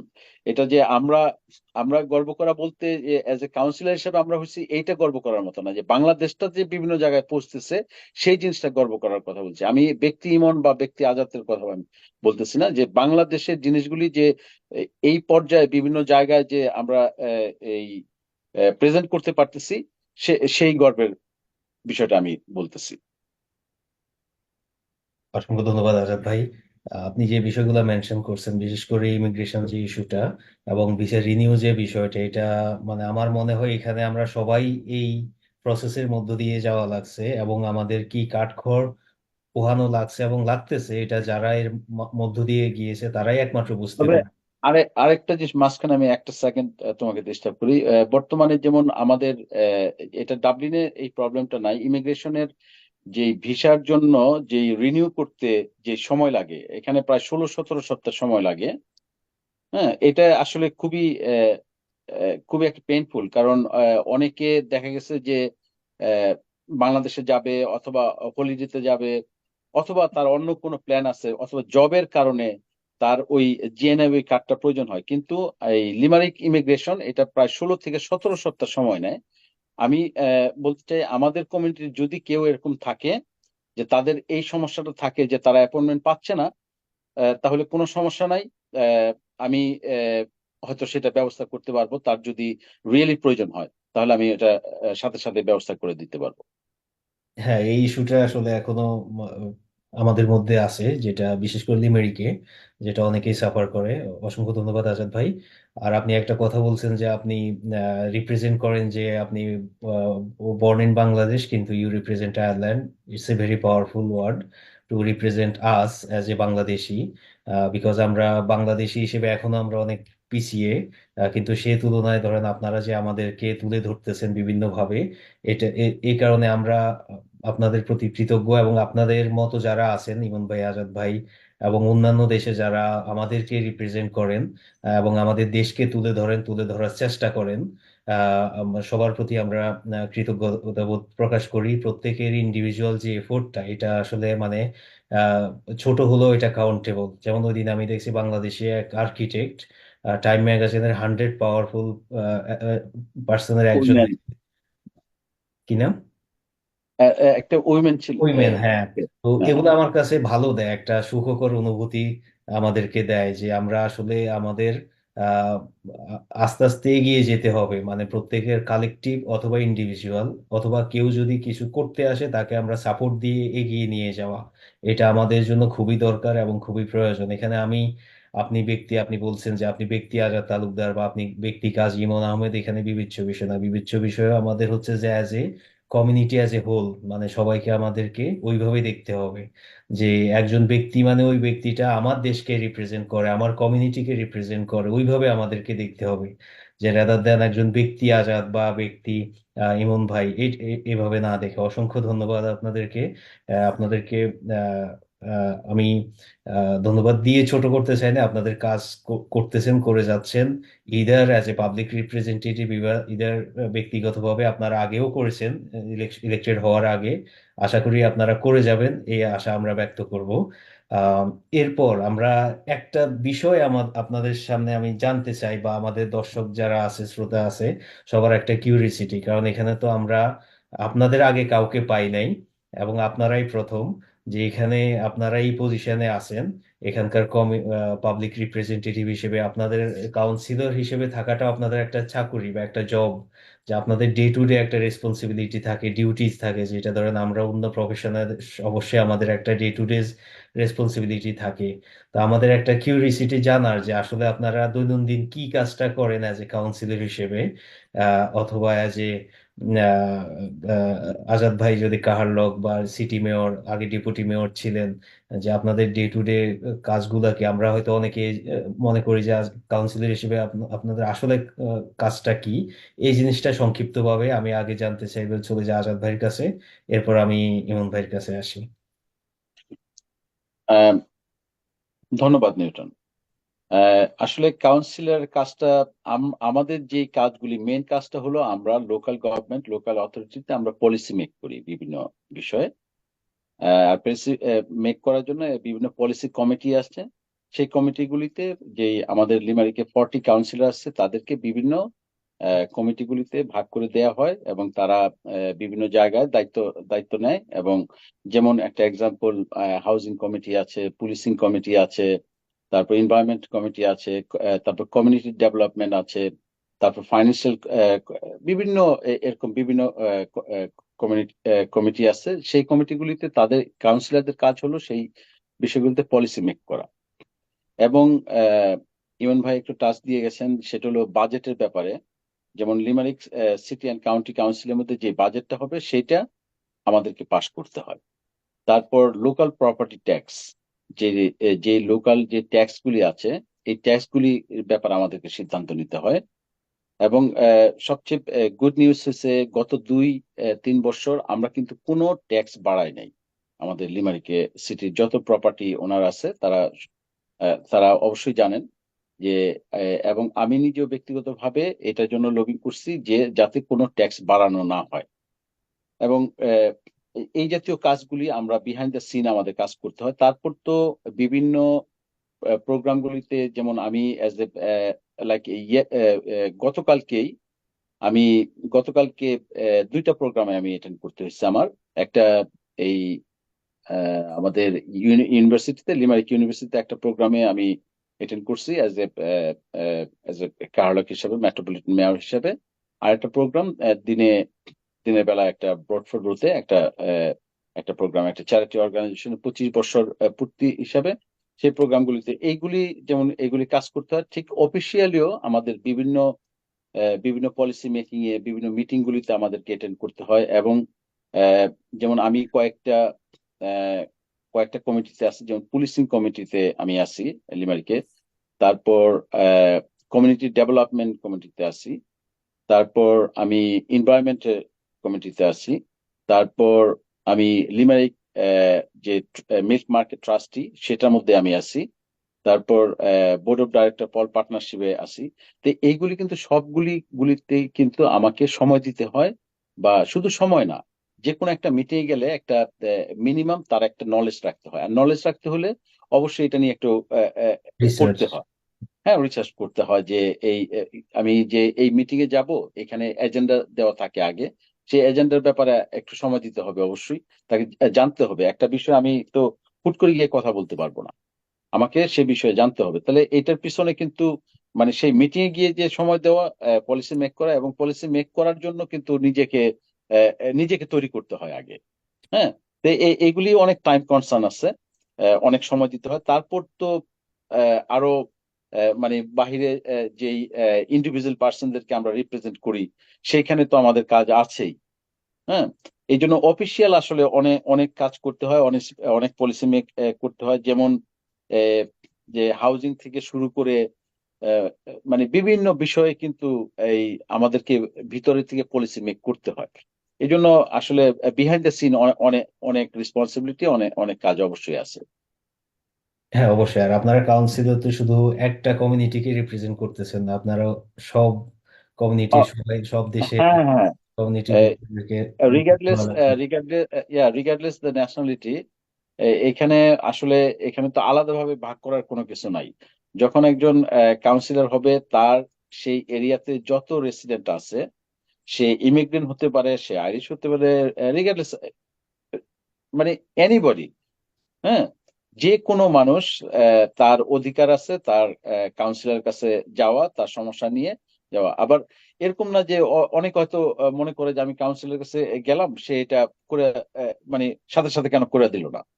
হ্যাঁ, আসলে সাথে সাথে করে দেওয়ার সবকিছু একটা প্রসেস আছে। যেমন একটা জিনিস কাউকে আমরা রিপ্রেজেন্ট করলে সেটা কাউন্সিলে যেই রিলেভেন্ট যে ডিপার্টমেন্ট আছে সেইখানে আমাদেরকে যাইতে হয়। আমাদের ভয়েসটা আসলে যে একটা ইন্ডিভিজুয়াল পার্সন যাবে, যেমন সেই তারই রিপ্রেজেন্ট হিসাবে আমি যাচ্ছি, এই পার্থক্য। কিন্তু ডিসিশন মেকিং এ কিন্তু এই ডিসিশন বিষয়গুলিতে, রিলেভেন্ট ডিপার্টমেন্ট। হ্যাঁ, রেলিভেন্ট ডিপার্টমেন্ট তারা তারা কিন্তু তার ক্রাইটেরিয়া এবং সবকিছু দেখে, আমাদের রেকমেন্ডেশন সবকিছু দেখেই তারা কিন্তু একটা সিদ্ধান্ত নেয়। হ্যাঁ, অবশ্যই ওই বিষয়ে আসবো আপনাদের কাছে। আবার আমি সেম কোশ্চেন নিয়ে চলে যাচ্ছি ইমন ভাইয়ের কাছে। যে আপনার অবশ্যই সিমিলারিটিজ আছে আজাদ ভাইয়ের সাথে, আপনার কিছু ডিসিমিলারিটিসও থাকতে পারে, যেহেতু আপনার এরিয়া ভিন্ন, আপনার কাজগুলো ভিন্ন হতে পারে। যে কাউন্সিলর ইমন ভাই, আপনি যদি মানে আপনার যে ডে টু ডে রেসপন্সিবিলিটিজ আছে কাউন্সিলর হিসেবে বা অন্যান্য ডিউটি গুলো আপনি পালন করেন, একটু সংক্ষেপে যদি বলেন। হ্যাঁ, ধন্যবাদ নিউটন। মূলত কাউন্সিলরদের অনেক কাজ থাকে যেগুলো voluntary, you don't get any payment. কিছু কিছু ম্যান্ডেটরি থাকে, যেমন ওই যে আজাদ ভাই বললেন যে ওই যে কমিটির বিভিন্ন ব্যাপার থাকে, এগুলো mandatory, still you don't get any paid, you just get the councillor paid. মূলত আমাদের যে সমস্যাটা আমার কাছে মনে হয়েছে যে আমরা শুধু কাউন্সিল না, যখন আপনি একটা কাউন্সিলর হবেন একটা এলাকার, তখন সবাই মনে করে যে ইউ ক্যান ডু এভরিথিং। যেমন আমার কাছে পাসপোর্ট ইস্যু নিয়ে প্রচুর মানুষজন আছে, আমার মিনিস্টার ফর জাস্টিসের সাথে একটা আলাদা রিলেশন আছে, আমার পার্টির মহিলা, এবং আমার ডিরেক্ট কানেকশন আছে। আমি অনেককে খুব দ্রুততার সাথে, এমন হয়েছে কেউ একটা পাসপোর্ট সমস্যা ভুগছে, আমি 3 দিনে আইরিশ পাসপোর্ট ইস্যু করে দিয়েছি। এরকম একটা নেটওয়ার্ক আমি মেনটেন করি। তো আমাদের যে সমস্যাটা মেইনলি ফেস করতে হয়, মানুষ সব ধরনের সমস্যার জন্য আমাদের কাছে আসে। স্কুলে ভর্তি হতে পারছে না, it's not our duty to fix that. এই জিনিসগুলা মানে কমিটির বাদে, যে আজাদ ভাই যে বলেন এগুলো তো আমরা করি, কিন্তু দেখা যাচ্ছে কমিউনিটির লোকজন একজন টি বা মিনিস্টারের কাছে যাওয়ার আগে আমাদের কাছে এসে নক করে। তো এটা মানে বোঝার সমস্যা, যখন কমিউনিটিতে মানুষ থাকে মনে করে যে ও councillor is there, they can do anything, though we have problem or we are facing anything that councillor can sort it out. এই ধরনের একটা চিন্তা ওদের সবার মাথায় কাজ করে, যেটা ক্লিয়ার করতে হয় সবসময়। আর যে জিনিসটা আমাদের আমাদের লোকাল গভর্নমেন্টটা কিন্তু মূলত ইউরোপিয়ান পার্লামেন্টের সাথে খুব ওতপ্রোতভাবে জড়িত, কারণ লোকাল গভর্নমেন্টের বিশাল একটা ফান্ড ইউরোপিয়ান পার্লামেন্ট থেকে আসে। এই জন্য সাধারণত কোশ্চেন আসতে পারে যে এই দুইটা ইলেকশন একসাথে কেন হয়, জেনারেল ইলেকশন কেন ডিফারেন্ট হয়। আমাদের যে লোকাল গভর্নমেন্টের যত কিছু, এটা হচ্ছে বাংলাদেশের সাথে যে ডিসিমিলারিটি, আমি এটা একটু তুলে ধরছি। এখানে কিন্তু ন্যাশনাল গভর্নমেন্ট ফান্ড দিতে পারে, but they cannot direct us what to do. আমরা কিন্তু এক সেন্সে মিনিস্টাররা কিন্তু অনেক লোকাল ইস্যুতে আমার কাছে আসে যে তুমি এটা সর্ট আউট করে দিতে পারবা একটু। এটা দুইটা কিন্তু দুইটা আলাদা। যদিও ন্যাশনাল গভর্নমেন্ট থেকে অনেক ধরনের ফান্ড আসে, কমিউনিটির গ্র্যান্ট বা যে জিনিসগুলো, কিন্তু ইউরোপিয়ান পার্লামেন্ট থেকে একটা বিশাল ফান্ড আসে মূলত মাইগ্রেন্ট কমিউনিটির জন্য। এটা এই অনুষ্ঠানের মধ্যে আমি সব কমিউনিটিকে বলতে চাই, ইন্টিগ্রেশন ফান্ড বলে একটা ফান্ড আছে, যে কোনো কমিউনিটির লোকজন এই ফান্ডটা অ্যাপ্লাই করে নিতে পারে। হ্যাঁ, কাউন্সিলরের মাধ্যমে একটা অ্যাপ্লিকেশন ফর্ম ফিল আপ করতে হয়, প্রতি বছর কিন্তু অ্যাপ্লিকেশনটা দেয়। তো এই ধরনের কাজগুলো আমরা সাধারণত করে থাকি, যে কমিউনিটিকে কিভাবে আরো বেশি ইনভলভ করা যায় within the county we live. এই এই মূলত এই কাজগুলো। তা আজাদ ভাইয়ের মতো আমিও ওরকম অনেকগুলো কমিটিতে আছি, এবং আমাদের কাজ আসলে অনেক ব্যাপক। তা মূল কাউন্সিলর বাদে বাকি কাজগুলো মেইনলি অনেক সময় দেয়। আপনি যদি চান, মানে আপনি সকাল 8টা থেকে রাত 10টা পর্যন্ত ব্যস্ত থাকতে পারেন as a councillor, but most of the people don't do that. Anyway, thank you. ধন্যবাদ ইমন ভাই। আমি আজাদ ভাইকে মোটামুটি কাছ থেকে দেখি, আপনাকে হয়তো দূরে থাকেন, কিন্তু সিমিলার কাজগুলাই দেখেন। যে আজাদ ভাই দেখা যাচ্ছে যে আজকে এখানে, কালকে এখানে, সকালে এখানে, রাত 12টায় এক জায়গায়। ওই দিন বলতেছিলেন যে রাত মানে 3টা না 4টায় একজনে ওনাকে একটা কল দিয়েছিলেন যে একটা কাজের জন্য। তারপরে এছাড়া অন্যান্য যে বিষয়গুলা যেটা আপনাদের লিমিটের বাহিরে, তারপরও আপনাদের কাছে আসা আসা হচ্ছে রিকোয়েস্ট নিয়ে, তারপরও কিন্তু আপনারা ফলো আপ করতেছেন। আজাদ ভাই বললেন, হ্যাঁ, আপনি বললেন। আহ, আহ, নিউটন একটা জিনিস সবচেয়ে ভালো লাগে যে আমাকে বিভিন্ন জায়গা থেকে বাঙালিরা নক করে। আলহামদুলিল্লাহ, আমি যখন কাউন্সিলর বা আজাদ হয়েছে, আমাদের কিন্তু প্রথম সিগনেচার দিতেছে যে আমরা আমাদের নিজেদের কারণে কোনো হাউজিং বেনিফিট বা অন্য বেনিফিট নিতে পারবো না, কিন্তু আলহামদুলিল্লাহ আমি নিজেও কিন্তু অনেককে এখানে হাউজিং এর ব্যবস্থা করে দিয়েছি। হ্যাঁ, কিন্তু দেখা যাচ্ছে এই কাজগুলো আমরা খুব ভালো মতো পারি। এছাড়া কিন্তু অনেক বাঙালিরা, যে আজাদ ভাই বলেন আনডকুমেন্টেড, তা আমি চেষ্টা করেছি মিনিস্টার ফর জাস্টিসের মাধ্যমে বাংলাদেশ অ্যাসোসিয়েশনের প্রেসিডেন্ট সহ কমিটিকে নিয়ে এই ব্যাপারে কাজ করার জন্য। এগুলা মানে কমিউনিটির, নিজের কমিউনিটির বাইরেও কিন্তু অ্যাজ এ বাংলাদেশি চেষ্টা করি যে কিভাবে আমাদের দেশটাকে, আমাদের দেশের মানুষকে ভালো মতো রিপ্রেজেন্ট করা যায়। ধন্যবাদ। না, না, তা তো অবশ্যই, কারণ এই জিনিসগুলো আপনারা করতেছেন এবং এই কারণেই আপনারা এখানে আসেন, এবং আমরা এই কারণেই আপনাদেরকে চাই। যে হয়তোবা আপনাদের ওই কোনো কিছু এখতিয়ারের বাহিরে, কিন্তু আপনারা ওইটা তো করাই নিতে পারেন, যে আপনাদের পার্টির অন্যান্য উপজস্ত যারা আছেন তাদেরকে দিয়ে। হ্যাঁ, অনেক সময় কারণ সবকিছু একটা প্রসেসের মধ্যে দিয়ে কিন্তু এখানে যাওয়া লাগতেছে। হাউজিং এর বিষয়টা, কারণ হাউজিং যদি আপনারা কাউকে বলেন যে তাকে হাউস দাও, হাউজিং ডিপার্টমেন্ট কিন্তু দিবে না। ওইটা একটা প্রসেসের মধ্য দিয়ে যেতে হবে, তাকে ওই এলিজিবিলিটি ক্রাইটেরিয়া গুলা ফুলফিল করে আসতে হবে, দেন এক্স্যাক্টলি। সে এলিজিবল হবে। তারপরেও আপনাদের দ্বারা অনেক সাপোর্ট হচ্ছে এবং পাচ্ছে, এবং রিসেন্টলি অনেক, মানে হয়তো স্লোলি বাট ইভেনচুয়ালি কিন্তু পাচ্ছে, মানে হাউজিং ইয়াগুলা হয়তো কেউ আগে বা কেউ পরে, ডাবলিনে, লিমেরিকে, যেগুলো আমরা চাক্ষুষ চোখে বা প্রমাণ আমরা দেখতেছি। এই কারণে অবশ্যই আপনারা সাধুবাদ, সাধুবাদ পাওয়ার যোগ্য। আম, ধন্যবাদ আপনাদের। যে কিছুটা হলো আমরা ধারণা পেলাম যে আপনাদের কাজের পরিসর অনেক, কাজের পরিধি অনেক, যেটা মানে হয়তো সাধারণ চোখে দেখা যায় না, কিন্তু ইন জেনারেল আপনাদের ব্যস্ত থাকা লাগে। এরপর আমি আপনাদেরকে জাস্ট আরেকটা, যে আহ, যে হ্যাঁ, এখন অনেক কিছুই আপনারা করেন, অনেক কিছু করতে হচ্ছে। আমরা আপনাদেরকে ভোট দেই, আপনাদের কাছে আমাদের একটা দাবি, একটা অধিকার সব সময় থাকে, যে আপনাদেরকে কেন আমরা নির্বাচিত করলাম, কেন আমরা ভোট দিলাম। আপনারা আমাদের গর্ব, আপনাদের দ্বারা আমাদের মানে গর্ব আমরা নিয়ে আসতেছি দেশে, দেশের বাইরে থেকে, বিভিন্ন জায়গা থেকে। এটা কিন্তু একটা আমাদের প্রথম প্রাপ্তি, প্রথম পাওয়া। কিন্তু তারপরও আমাদের আপনাদের থেকে আরো কিছু আশা আমাদের থাকে, যেহেতু আমরা আপনাদেরকে ভোট দিয়ে নির্বাচিত করেছি বা ভোট দিয়ে আপনাদেরকে নিয়ে এসেছি, তাহলে যে আপনার দ্বারা আমি কি উপকার পেলাম, বা আমি ব্যক্তিগতভাবে কি পেলাম, যে আছে না অনেকটা, অনেকটা ক্রিটিসিজমের মুখোমুখি হতে হয় আপনাদের, অনেক চ্যালেঞ্জের মধ্য দিয়ে যেতে হয়। হঠাৎ একজন দেখা হলো যে, ইমন ভাই আপনার নির্বাচনে দেখলাম, এরপরে তো আর দেখা নাই। অথবা আজাদ ভাইকে নির্বাচনের পরে, যে ভোটের আগে তো আপনাকে দেখলাম, উইং করে তো একটা কল দিলেন না যে আপনি যে নির্বাচিত।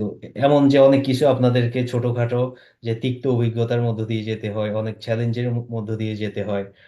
এমন কি অভিজ্ঞতা আছে আপনাদের, যে যে বিষয়গুলো আপনাদেরকে ফেস করতে হয় কমিউনিটি থেকে বা কমিউনিটির বাহিরে থেকে? ইমন ভাইয়ের কাছে শুনি আগে। ধন্যবাদ নিউটন। টিকটকের অভিজ্ঞতা বলতে, আমি কিন্তু ইলেকশনের আগে কোনো টিকটকের অভিজ্ঞতা মুখোমুখি হইনি।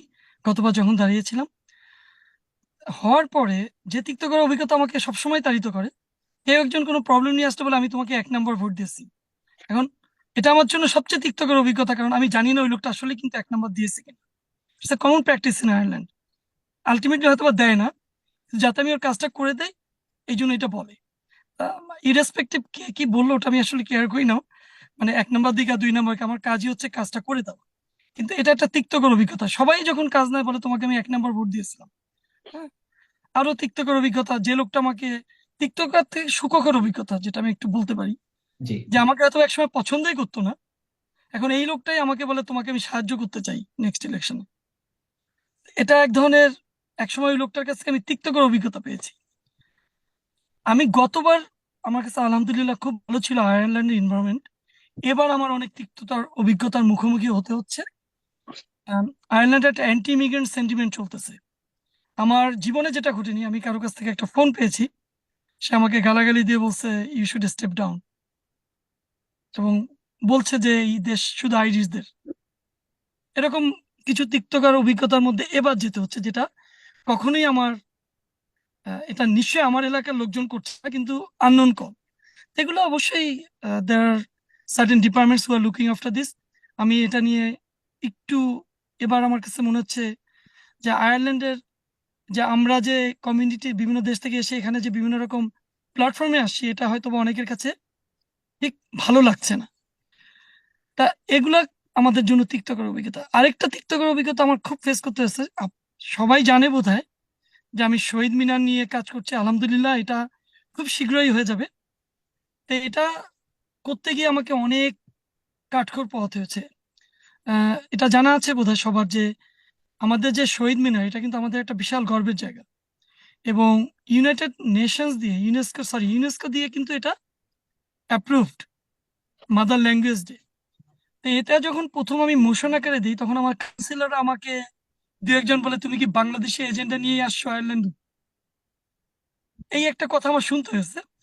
বাট এটার জন্য আমি কিন্তু প্রস্তুত ছিলাম। আমি এটা স্ট্র্যাটেজিক ওয়েতে ওদেরকে বললাম, দেখো আয়ারল্যান্ডের আইরিশ তোমরা ল্যাঙ্গুয়েজ তোমরা ভুলতে বসছো, এক্সেপ্ট সিভিল সার্ভিস তোমরা কিন্তু এটা খুব একটা প্র্যাকটিস করো না। সিমিলারলি এই যে language monument, it will help you guys to make diversity and inclusion better. তো এটা কিন্তু করতে গিয়ে অনেক ঝামেলা মানে হয়েছে ইনিশিয়ালি, বাট এবং এটার অনেকগুলো প্রসিডিউর আছে। প্রথমে কাউন্সিলে মোশন পাস করতে হয়, তারপর এটা মেমোরিয়াল কমিটিতে যায়। মেমোরিয়াল কমিটি থেকে আমরা কিন্তু এখন ফাইনাল স্টেজে আছি। আমি কিন্তু এটাকে এটাকে সম্পৃক্ত করছি পুরো বাংলাদেশ অ্যাসোসিয়েশন আয়ারল্যান্ডকে। তা আলহামদুলিল্লাহ খুব শীঘ্রই আমাদের এখানে একটা শহীদ মিনার হবে যে কোনো একটা পার্কে। এটা তিক্তকর থেকে সুখকর অভিজ্ঞতার পরিণত হওয়ার একটা আমার খুবই ভালো একটা উদাহরণ। কারণ আমার কাছে এটা আরো তিক্তকর লেগেছে, মনে হয়েছে এটা নিয়ে অনেকে মনে করে যে একটা মিনিস্টারকে বললে বা একটা টিডি কে বললে বোধহয় শহীদ মিনার হয়ে যাবে। That's not the case. কারণ একটা মিনিস্টার টিডি কে বললেও কেউ যদি এটা নিয়ে কাজও করে থাকে, তাদেরকে আগে জানতে হবে যে কোনো কিছু করতে হলে সেই লোকাল কাউন্সিল হচ্ছে এটা করার জন্য আগে অ্যাপ্রোচ করতে হয়।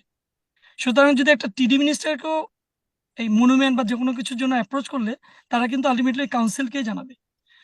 এটা আমি বলি যে এটা কিন্তু আমার হাত দিয়ে হবে ইনশাল্লাহ, বাংলাদেশের প্রথম শহীদ মিনার। সেটা আমাদের কনস্টিটিউয়েন্সিতে হবে, যেখানেই হোক, শুধু সময়ের ব্যাপার।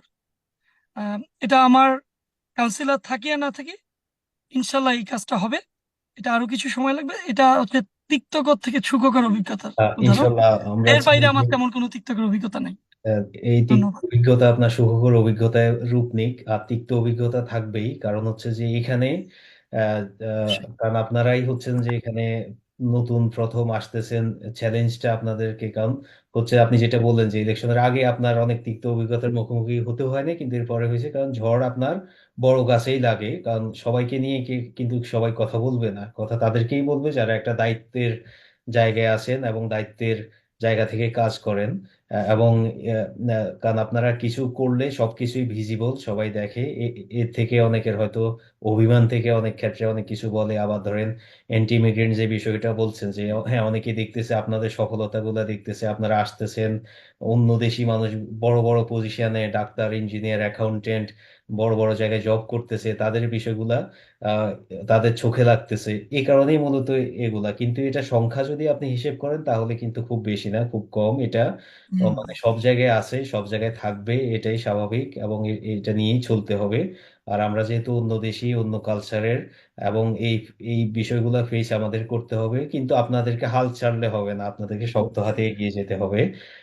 আমি ডেফিনেটলি শিওর আজাদ ভাইও সেম ইস্যু, সেম বিষয়গুলোর মধ্যে দিয়ে যাচ্ছেন। আমি এখন আজাদ ভাইয়ের কাছে থেকে জানতে চাইবো যে আজাদ ভাইয়ের তিক্ত অভিজ্ঞতা, শুভর অভিজ্ঞতা, আজাদ ভাইয়ের চ্যালেঞ্জ গুলা আহ, সংক্ষেপে যদি একটু বলেন। হ্যাঁ, ধন্যবাদ নিউটন। তিক্ত অভিজ্ঞতা এমন একটা জিনিস, এটা হলো একটা লার্নিং পয়েন্ট। মানুষ যে যত বেশি তিক্ত অভিজ্ঞতা ভোগ করবে, সে তত বেশি লার্ন করবে, সে তত বেশি ম্যাচিউরড হবে। এই গত কয়েক মাস আগে আমি যে এটা অবশ্য আমার ব্যক্তিগত বিষয়, যে যেমন সারা ইউরোপেই বর্তমানে, যেমন পর্তুগালে গত 2 সপ্তাহ আগে একটা ইলেকশন হয়েছে, সেখানে এন্টি মাইগ্রেন্ট যে পলিটিক্যাল পার্টি, তারা এই প্রথম তারা 50টা সিট পার্লামেন্টে পাইছে। যেখানে তারা 7টা আর 6টা সিট পাইতো। এবং এই হল্যান্ডও সেম একই অবস্থা, সুইডেন এবং বিভিন্ন দেশে এখন এন্টি মাইগ্রেন্ট যারা আছে ইউরোপে, বিভিন্নভাবে এটার বিভিন্ন কারণ থাকতে পারে, ইকোনমিক্যাল কারণ থাকতে পারে, সোশ্যাল আনস্টেবিলিটি থাকতে পারে, আহ, বিভিন্ন কিছু থাকতে পারে, এটার পিছনে বিভিন্ন কারণ হতে পারে, কিন্তু এই জিনিসগুলি কিন্তু রেজ হচ্ছে, মানে আনফর্চুনেটলি এই জিনিসগুলি আমাদের সমাজে। যেমন আজকে আমি এই তো, তোমার এই টিভির প্রোগ্রামের পরেই আমাকে চলে যেতে হবে একটা লিমারিকে, ব্রাজিলিয়ান একটা স্টুডেন্টকে গত সপ্তাহে যে তাদেরকে করা হয়েছে, মানে শারীরিকভাবে আঘাত করা হয়েছে, ইনসল্ট করা হয়েছে। এবং এরা কি করে, অনেকে টিকটক করে এদেরকে, মানে একজন ফরেনারকে মাইরা টিকটক করে, হ্যাঁ টিকটক করে সেটা সোশ্যাল মিডিয়াতে করে দেয়। এই জিনিসগুলি আসলে, এগুলি খুবই তিক্ত অভিজ্ঞতা। আর আমি তো ব্যক্তিগতভাবে এই ডিসেম্বরে, মানে দেখা গেছে যে আমাকে, আমার একটা কথা নিয়ে এক জায়গার কথা, মানে এক কালার যেমন ইয়েলো কালারকে লাল কালার দিয়ে ছাপাই দিছে। যাই হোক, তারপর তো সারা আয়ারল্যান্ডে একটা আহ, বিভিন্ন একটা মানে খুবই আমি নেগেটিভ। একটা নেগেটিভ একটা প্রেশার মধ্যে ছিলাম। তবে প্রতিটা দিন আমি সেই প্রেশার গুলি যখন আমি উত্তোলন করছি, সবাই তো অবশ্যই জানে যে আমি সম্পূর্ণ উত্তোলন করে, যেমন এটা কাউন্সিলের একটা বিষয় ছিল, কাউন্সিলের ওইখানে তারা দেখছে যে যেখানে আমার কোনো ফল্ট নাই, পার্টি দেখছে আমার কোনো ফল্ট নাই, তার পুলিশ দেখছে আমার কোনো ফল্ট নাই। যাই হোক, সবকিছু ক্লিয়ার দেখেই তো আমি আজকে এখানে বসে কথা বলতেছি। হ্যাঁ, ওইটার এক্সপ্লেন করার দরকার না, আমি রাইট ছিলাম কি রং ছিলাম, আমি রাইট দেখে আজকে এখানে কথা বলতেছি এবং এই সিটির মেয়র হিসাবেই আমি কথা বলতেছি। যাই হোক, সেটা রাইট বিভিন্ন জায়গায় প্রমাণ হয়েছে। তবে ওই ওই তিক্ত সময়টায় আমার, মানে আমাকে নিজেকে অকৃতজ্ঞ মনে হবে যদি আমি কিছু, আমাদের যারা কিছু বাংলাদেশি ভাইরা যারা ওই সময় আমাকে মানে সাহস দিছে। হ্যাঁ, এমন আছে অনেকে ডাবলিন থাকে, গলওয়েতে থাকে, কর্কে থাকে, বিভিন্ন কাউন্টিতে থাকে। তারা নিজেরও জানে যে তাদের ইন্ডিভিজুয়ালি এই বিষয়ে কোনো কিছু করার নাই। হুম, কিন্তু তারা তখন আমাকে কল দিছে। যেমন মানে নাম তো অনেক নাম বলতে হবে, তারপর যদি মানে তার বলি, আমাদের যেমন মিজানুর রহমান জাকির ভাই ডাবলিন থেকে, উনি আমার সব সময় খোঁজ খবর রাখছেন। তারপর আমরা, আমাদের সবার মুরব্বী যে হক সাহেব বলি আমরা, হ্যাঁ, উনি আমার খোঁজ খবর রাখছে। সে ফোন দিছে, ফোন দিয়ে সবসময় খোঁজ খবর রাখছেন। তারপর আমাদের মান্নান হুজুর কন্ডাক্টলিন থেকে। তারপর আমাদের ডক্টর সাহেব তো আমাদের গার্জিয়ান, উনি তো খোঁজ, তার দায়িত্বই। আর উনি ব্যক্তিগতভাবেই, কারণ আমি ওই মুহূর্তটা এরকম একটা অবস্থা ছিল, আমি নিজেও আসলে মানে বুঝতে পারতেছিলাম না, কারণ আমি বুঝতেছি যে আমার প্রতি অন্যায় হচ্ছে, কিন্তু আমি বলতে পারতেছি না। হ্যাঁ, আমি বলতে পারতেছি না যে, মানে আমি একভাবে কথা বলছি, সেটাকে আরেকভাবে আমাকে প্রেজেন্ট করা হয়েছে। কিন্তু ওই মুহূর্তে ডাক্তার সাহেব, তারপর মুস্তাফিজ ভাই, হুম, তারপর আমাদের সাংবাদিক জুয়েল ভাই, আহ, আমাদের লিমারিকে সবার নাম নাই বললাম, কারণ লিমারিকে সবাই তো ইনশাল্লাহ, মানে সবাই খোঁজ খবর রাখছে, দেখা করছে, করছে। কিন্তু বাহির থেকে আমাদের কাউন্সিলর ইমন ভাই, এরকম আরো অনেকেই, হয়তো আমি অনেকের নামে এই মুহূর্তে মানে কথার মধ্যে মনে আসতেছে না, আহ, এরকম অনেকেই আছে। তখন ওই মুহূর্তের ফোন কলটা কিন্তু আমার জীবনের একটা, মানে ওই তিক্ত অভিজ্ঞতার যে মিষ্ট, এই এই নামগুলি কিন্তু আমার সারা জীবন মনে থাকবে। আরো আরো নাম আছে, হয়তো এই মুহূর্তে কথার প্রসঙ্গে আমার আসতেছে না। হ্যাঁ, এরা কিন্তু মানে ওই মুহূর্তে আমাকে সবসময় ফোন দিছে, সবসময় আমাকে আহ, সাহস দিছে। ওই মুহূর্তে আসলে সাহসটাই প্রয়োজন ছিল। আমি আবারও বলি, তারাও জানে যে তাদের ব্যক্তিগতভাবে কোনো কিছু, এই ইস্যুতে কোনো কিছু করার নাই। আমিও জানি যে এই ইস্যুতে কারো কোনো কিছু করার নাই। এটা যেতে হবে যে প্রসিডিয়ারে আসছে সেই প্রসিডিয়ারেই। কিন্তু তাদের নাম আমার সারা জীবন মনে থাকবে, তাদের প্রতি আমি কৃতজ্ঞ। এবং এবং শুধু তা না, তাদের আসলে একটা লিডারশিপ কোয়ালিটি আছে দেখে কিন্তু তারা সেই জিনিসটা ওই মুহূর্তে বুঝতে পারছে। হ্যাঁ, শুধু যে তারা ব্যক্তিগতভাবে আমাকে লাইক করে বিষয়টা এইটা না, তাদের ভিতরে একটা লিডারশিপ কোয়ালিটি আছে যে এরকম পরিস্থিতিতে মানে তারা বুঝতে পারছে হয়তো অনেক মানুষ ওই মুহূর্তটাই বুঝতে পারছে, কিন্তু লঙ্গার কোনো কিছু বুঝতে পারে না। যাদের ভিতরে লিডারশিপ কোয়ালিটি আছে তারাই বুঝতে পারছে, তারা কিন্তু ওই মুহূর্তে আমাকে ফোন দিয়ে বিভিন্নভাবে মনে সাহস দিচ্ছে। যে অ্যাজ এ হ্যাঁ, পলিটিশিয়ান হিসেবে এই জিনিসগুলা নর্মাল হতে পারে, হ্যাঁ, যে এগুলো কিন্তু পরবর্তীতে। পলিটিক্সে খুবই নর্মাল একটা বিষয়, কিন্তু যারা নন পলিটিক্যাল ভাবে চিন্তা করছে তারা মনে করছে এটা হয়ে গেছে, এটা হয়ে গেছে, এটা হয়ে গেছে, মানে বিভিন্ন ভাবে বিভিন্ন জন চিন্তা করছে। তবে এন্ড অফ দ্য ডেতে যে যত গভীরে যে যত গভীরে যাবে কুয়াতে, সেখান থেকে যে উঠবে সে কিন্তু অনেক কিছু লার্ন করবে। হ্যাঁ, আর আমি এই আমার তিক্ত অভিজ্ঞতা থেকে আমি অনেক কিছু লার্ন করছি আমার জীবনে। আহ, মানে অনেক অনেক কিছু আমি লার্ন করছি, এবং আশা করি সেটা ভবিষ্যতে সমাজের কাজেও লাগবে, আমার পলিটিক্যাল লাইফেও কাজে লাগবে। এবং আমি আরেকটা কথা বলি, যে এই যে আমার এই কথা নিয়ে যারা মানে আহ, যেই একটা নির্দিষ্ট একটা পত্রিকা বা একজন সাংবাদিক এটা নিয়ে যে করছিল, সে কিন্তু এই ফিনাফলের নমিনেশন ক্যান্ডিডেট ছিল। গত সপ্তাহে সে পুল আউট করছে। মানে আমার একটা কন্ডিশন ছিল, আমি আহ, আহ, ফেব্রুয়ারির 1 তারিখে আমাকে নমিনেশন দেওয়া হয়েছিল। আমি বলছিলাম যে আমার পোস্টারে এরকম লোকের নাম থাকলে যারা মিথ্যা প্রচার বা মিথ্যা ভাবে আমাকে প্রেজেন্ট করছে, এরকম লোকের নাম দিয়ে আমি ইলেকশন করতে পারবো। যাই হোক, সবকিছু সর্ট আউট হয়েছে। আমার জায়গায় আমি আছি, মানুষের দোয়া ছিল এবং মানুষের সাপোর্ট ছিল। এই জন্য সবার প্রতি আমি কৃতজ্ঞ আমার এই তিক্ত জীবনের একটা তিক্ত অভিজ্ঞতার সময়। আর আর অবশ্যই আমার পরিবারের কথা না বললেই নয়, না হলে তো এটা মানে বেশ করে ওটা এমন একটা মুহূর্ত গেছিল, ওই মুহূর্তে আমার ওয়াইফ এবং আমার সন্তান এবং আমার ভাই বোন, অথবা আমার খুব ক্লোজ ফ্রেন্ড যারা লিমারিকের বাঙালি ভাইরা, তারা যদি পাশে না থাকতো, তাহলে হয়তো আমি মানসিকভাবে অনেকটা ভেঙে পড়তাম, হয়তো আজকে এখানে আপনাদের সামনে দাঁড়াতে পারতাম না। ধন্যবাদ। আহ, হ্যাঁ, ভাই অসংখ্য ধন্যবাদ। আপনার বিষয়টা, কারণ এটা একটা সেনসিটিভ বিষয়, তারপরও আপনি কনফিডেন্টলি বলতে পারছেন। মানে এটা আসলে একটা অ্যাজ এ লিডার হিসেবে, মানে লিডারশিপের একটা গুণ, যে আপনার আহ, এই বিষয়টা আপনি তুলে আনছেন এবং সবাইকে অ্যাপ্রিসিয়েট করতেছেন যারা আপনাকে ওই মুহূর্তে পাশে দাঁড়িয়েছে। অবশ্যই ওই মুহূর্ত থেকে আসলে কারণ হচ্ছে কি, আপনার দীর্ঘ 5 বছরের সফল, যে আপনি কোনো কন্ট্রোভার্সি ছিল না, আপনি ডেপুটি মেয়র হয়েছেন, তারপরে সিটি মেয়র হলেন, এটা তো আপনার কর্মের মাধ্যমেই হয়েছেন, কর্মের মাধ্যমেই আপনাকে দেয়া হয়েছে। তারপরেও আনএক্সপেক্টেড একটা ঘটনা ওই মুহূর্তে ঘটেছে, যেটা অবশ্য পরে আমরা নিজেরাও দেখেছি, কারণ আপনার নিজেরই একজন কাউন্সিলর, আপনার যে পোস্টটা আপনি করেছিলেন, যিনি ওই মুহূর্তে ওই মিটিং এ উপস্থিত ছিলেন, উনি পাবলিকলি বলেছেন যে যেটা হয় নাই ওইটা টুইস্ট করা হয়েছে, ওইটা ওইভাবে দেয়া হয় নাই। এরপরে কিন্তু মানে অনেকটা, মানে আমরা দেখছি যে মানে থেমে গিয়েছে যে ইয়েটা ছিল আপনার মধ্যে। তো যাই হোক, তারপরেও আপনাকে যে কিছু করেন নাই বা ওইটা আপনি বলতে চান নাই, আপনি আপনার হাম্বল থেকেছেন, আপনি আপনার অ্যাপোলজি করেছেন, ওকে যেটা হয়ে গেছে আপনি সবার কাছে ক্ষমা প্রার্থনা করেছেন।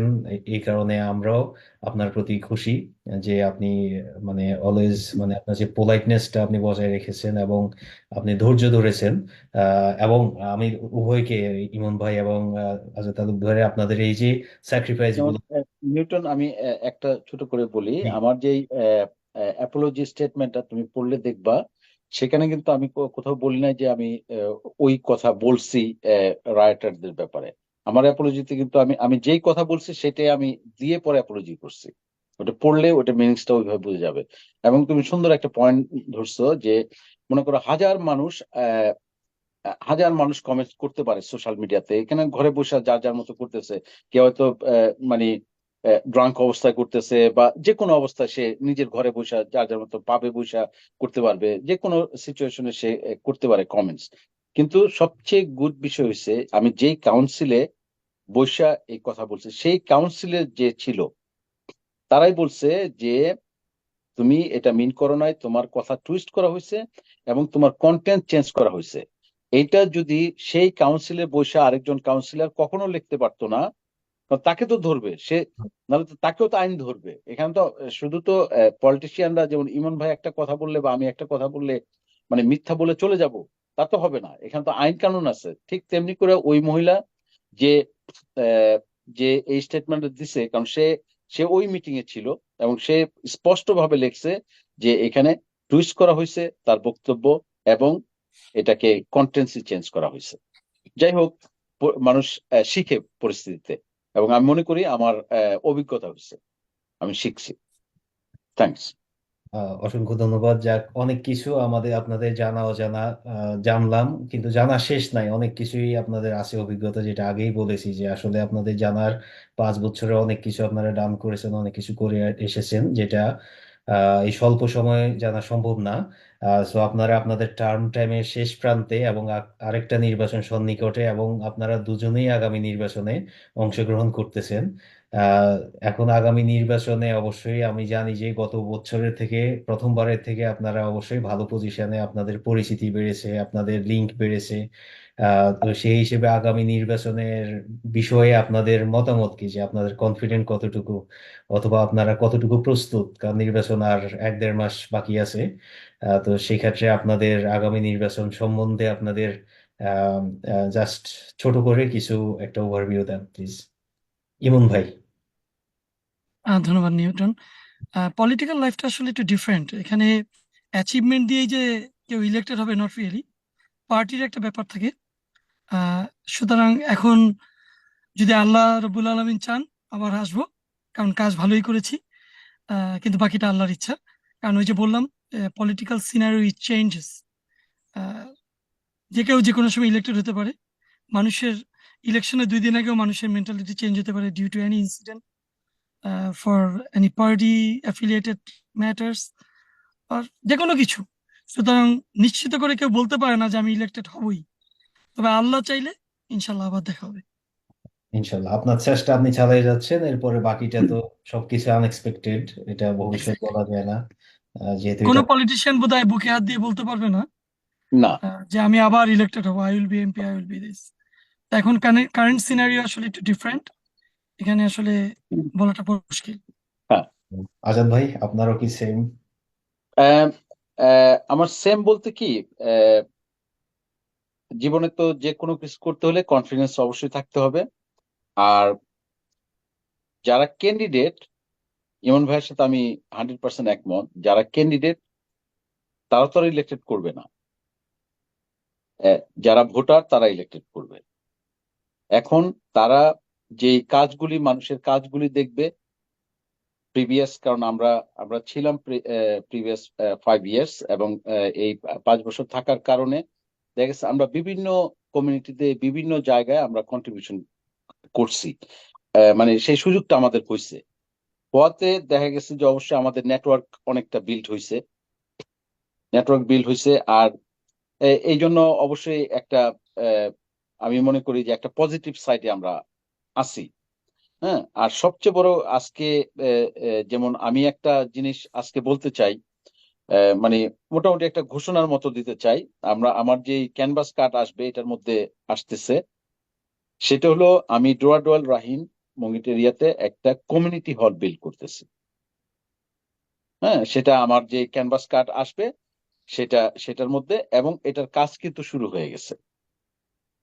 হ্যাঁ, ডোরাডোয়েল এই মঙ্গেট মানে কারণ দেখা গেছে আমরা শুধু বাংলাদেশিরা না, অনেক দেশি লোকরাই কমিউনিটি হলের জন্য আমরা বিভিন্নভাবে সাফার করতেছি। এই জন্য, এবং এই কমিউনিটি হল বিল্ড করার জন্য একটা ইন্ডিপেন্ডেন্ট একটা কমিটি গঠন করছে সরকার। সেই কমিটির সাথে আমি কিন্তু এই যে মসজিদের ইমামদেরকে আমি আবার অ্যাড করছি। তারা সেই কমিটি আর মসজিদের ইমামরা তারা বসছে একসাথে, এবং তাদের কাছ থেকে প্রস্তাবগুলি নিচ্ছে যে কিভাবে অ্যাজ এ মুসলিম হিসাবে তোমরা কমিউনিটি হল কিভাবে দেখতে চাও। এরকম বিভিন্ন ইমামদের কাছ থেকে প্রস্তাবগুলি নেওয়া হয়েছে, এবং বিভিন্ন কমিটি থেকেও প্রস্তাবগুলি নেওয়া হয়েছে। যেমন আহ, বিভিন্ন সিরিয়ান কমিউনিটি, অথবা মানে বিভিন্ন কমিটি থেকে তারা প্রস্তাবগুলি নিচ্ছে যে তারা কিভাবে তাদের কমিউনিটি হল দেখতে চায়। এই এই একটা জিনিস, মানে একটা বৃহত্তর একটা জিনিস আসতেছে। যেমন কবরস্থান বা অন্যান্য কিছু তো আল্লাহর রহমতে এবার হয়েছে, এবং ভবিষ্যতে এটা কোনো প্রমিসের কোনো বিষয় না, কারণ আহ, ইমন ভাই আমার সাথে একমত হবে যে এই দেশের রাজনীতি এটা অন্য অন্য দেশের মতো না যে ফোন দিলাম আর হয়ে গেল। সবকিছু একটা প্রসিডিয়ারের মধ্যে যেতে হয়। যেমন এই যে ইন্টিগ্রেশন ফান্ড যেটা এই ইউরোপিয়ান ইউনিয়ন থেকে যেটা ইমন ভাই উল্লেখ করলো একটু আগে, এই ফান্ডটা কেউ যদি কোনো কমিউনিটি গ্রুপ যদি অ্যাপ্লাই করতে চায়, তার ফার্স্ট যেই মিনিমাম যেই ক্রাইটেরিয়া তার লাগবে সেটা হলো তার এই অর্গানাইজেশন রেজিস্ট্রেশন থাকতে হবে, তার ব্যাংক অ্যাকাউন্ট থাকতে হবে। এইখানে কিছু কিছু জিনিস আছে আমাদের, আমরা আসলে এই লেক অফ নলেজ অথবা আমরা এগুলি আহ, করতেছি না, হয়তো বলতেছি যে কেন ফান্ড আসছে না, কেন এটা হচ্ছে না, কিন্তু আমাদেরকে নিজেদেরকে আগে এইগুলি গুছাইতে বেসিক হবে। ক্রাইটেরিয়া গুলা। গুছালে হ্যাঁ। আর এই যেমন এই তো এই আর হ্যাঁ, অবশ্যই কনফিডেন্স বলতে আমি কি, আমি জাস্ট এটার সাথে মানুষ বিবেচনা করবে কাজের উপরে। হ্যাঁ, মানুষ বিবেচনা করবে কাজের উপরে। আরেকটা জিনিস হলো যে কন্টিনিউয়াস কোনো কাজ করে, যে কন্টিনিউয়াস একটার পিছনে লাগা থাকে, সে তো মানুষ তো দেখেই যে সে তো সবসময় এটার পিছনে লাগা আছে। এখন রাজনীতি এমন একটা জিনিস না যে আমি হঠাৎ করে আসলাম আর পোস্টার লাগাই দিলাম আর ইলেকশন করে ফেললাম, জিনিসটা না। এটা এটা যে কেউ করতে পারবে। হ্যাঁ, আমি এখন ডাবলিন গিয়ে পোস্টার লাগাইতে পারবো, বাই ল আমার রাইট আছে ইমন ভাই ওইখানেও আমি ইলেকশন করার। আমি একের অধিক জায়গায় আমি ইলেকশন করতে পারবো। আমি ইমন ভাইয়ের এলাকা থেকেও ইলেকশন করতে পারবো, আমার লিমাইক থেকেও ইলেকশন করতে পারবো, ওইখানেও ইলেকশন করতে পারবো। এখন আমি কি ওখানে পোস্টার লাগাই দিলে হবেটা কি? আমার তো ওইখানে কাজ করতে হবে। হ্যাঁ, এই জিনিসগুলি আমি আমি খুবই কনফিডেন্স এগুলি ভোটাররা বিবেচনা অবশ্যই করবে। কারণ ভোটাররা কিন্তু যারা যারা ভোটার রেসিডেন্ট, তারা অনেক চিন্তা করে ই করবে, তারা চাবে না যে আমার ভোটটা নষ্ট হয়ে যাক। না, হ্যাঁ, এখানে তো কেউ আমার ভোটটা হ্যাঁ ম্যানিপুলেট হ্যাঁ করার কিছু নাই। এখানে হচ্ছে যে আপনি আপনার কর্মগুলা শো করবেন, এর দ্বারা হ্যাঁ অনুপ্রাণিত হয়ে যদি কেউ আপনাদেরকে ইয়ে হ্যাঁ, করে, অবশ্যই আপনাকে মূলত কাজের বিনিময়ে। এখন এখন দেখা গেছে যে কেউ এই আনডকুমেন্টস লোকদেরকে আহ, আপনি হেল্প করছেন, সেটা তার কাছে কোনো মূল্যই মনে হচ্ছে না। হ্যাঁ, অথবা আপনি কবরস্থান করলেন, সেটা তার কাছে কোনো মূল্য হচ্ছে না। অথবা আপনি বাড়ি ঘরের ব্যাপারে হেল্প করলেন, সেটা তার কাছে কোনো মূল্যই নাই। আপনি খেলাধুলার ব্যাপারে হেল্প করলেন, তার কাছে কোনো মূল্যই নাই। এখন ওই বিবেচনা কেউ যদি দেখে, হ্যাঁ, তাহলে তো তাকে আপনি কি করবেন? আপনি এই অ্যাজ এ কমিউনিটি লিডার বা কাউন্সিলর হিসাবে আপনি যেটা 10 জনের কাজ হবে, ওই কাজগুলি আপনি যদি করতে পারেন, তাহলে মানুষ অবশ্যই অবশ্যই বিবেচনা করবে।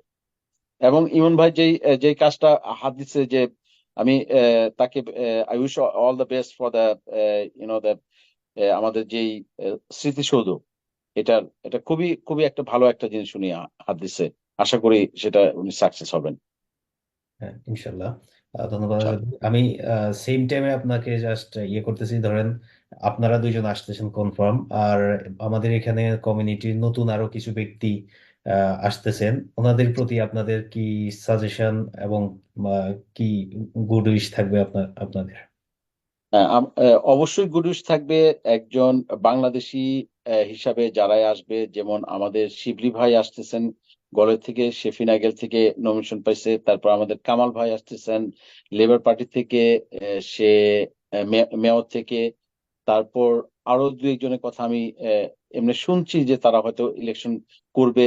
আমি আমি তাদের সবার জন্য আমি উইশ করি যে তারা ইলেকশন করুক এবং তারা ভালো রেজাল্ট করুক।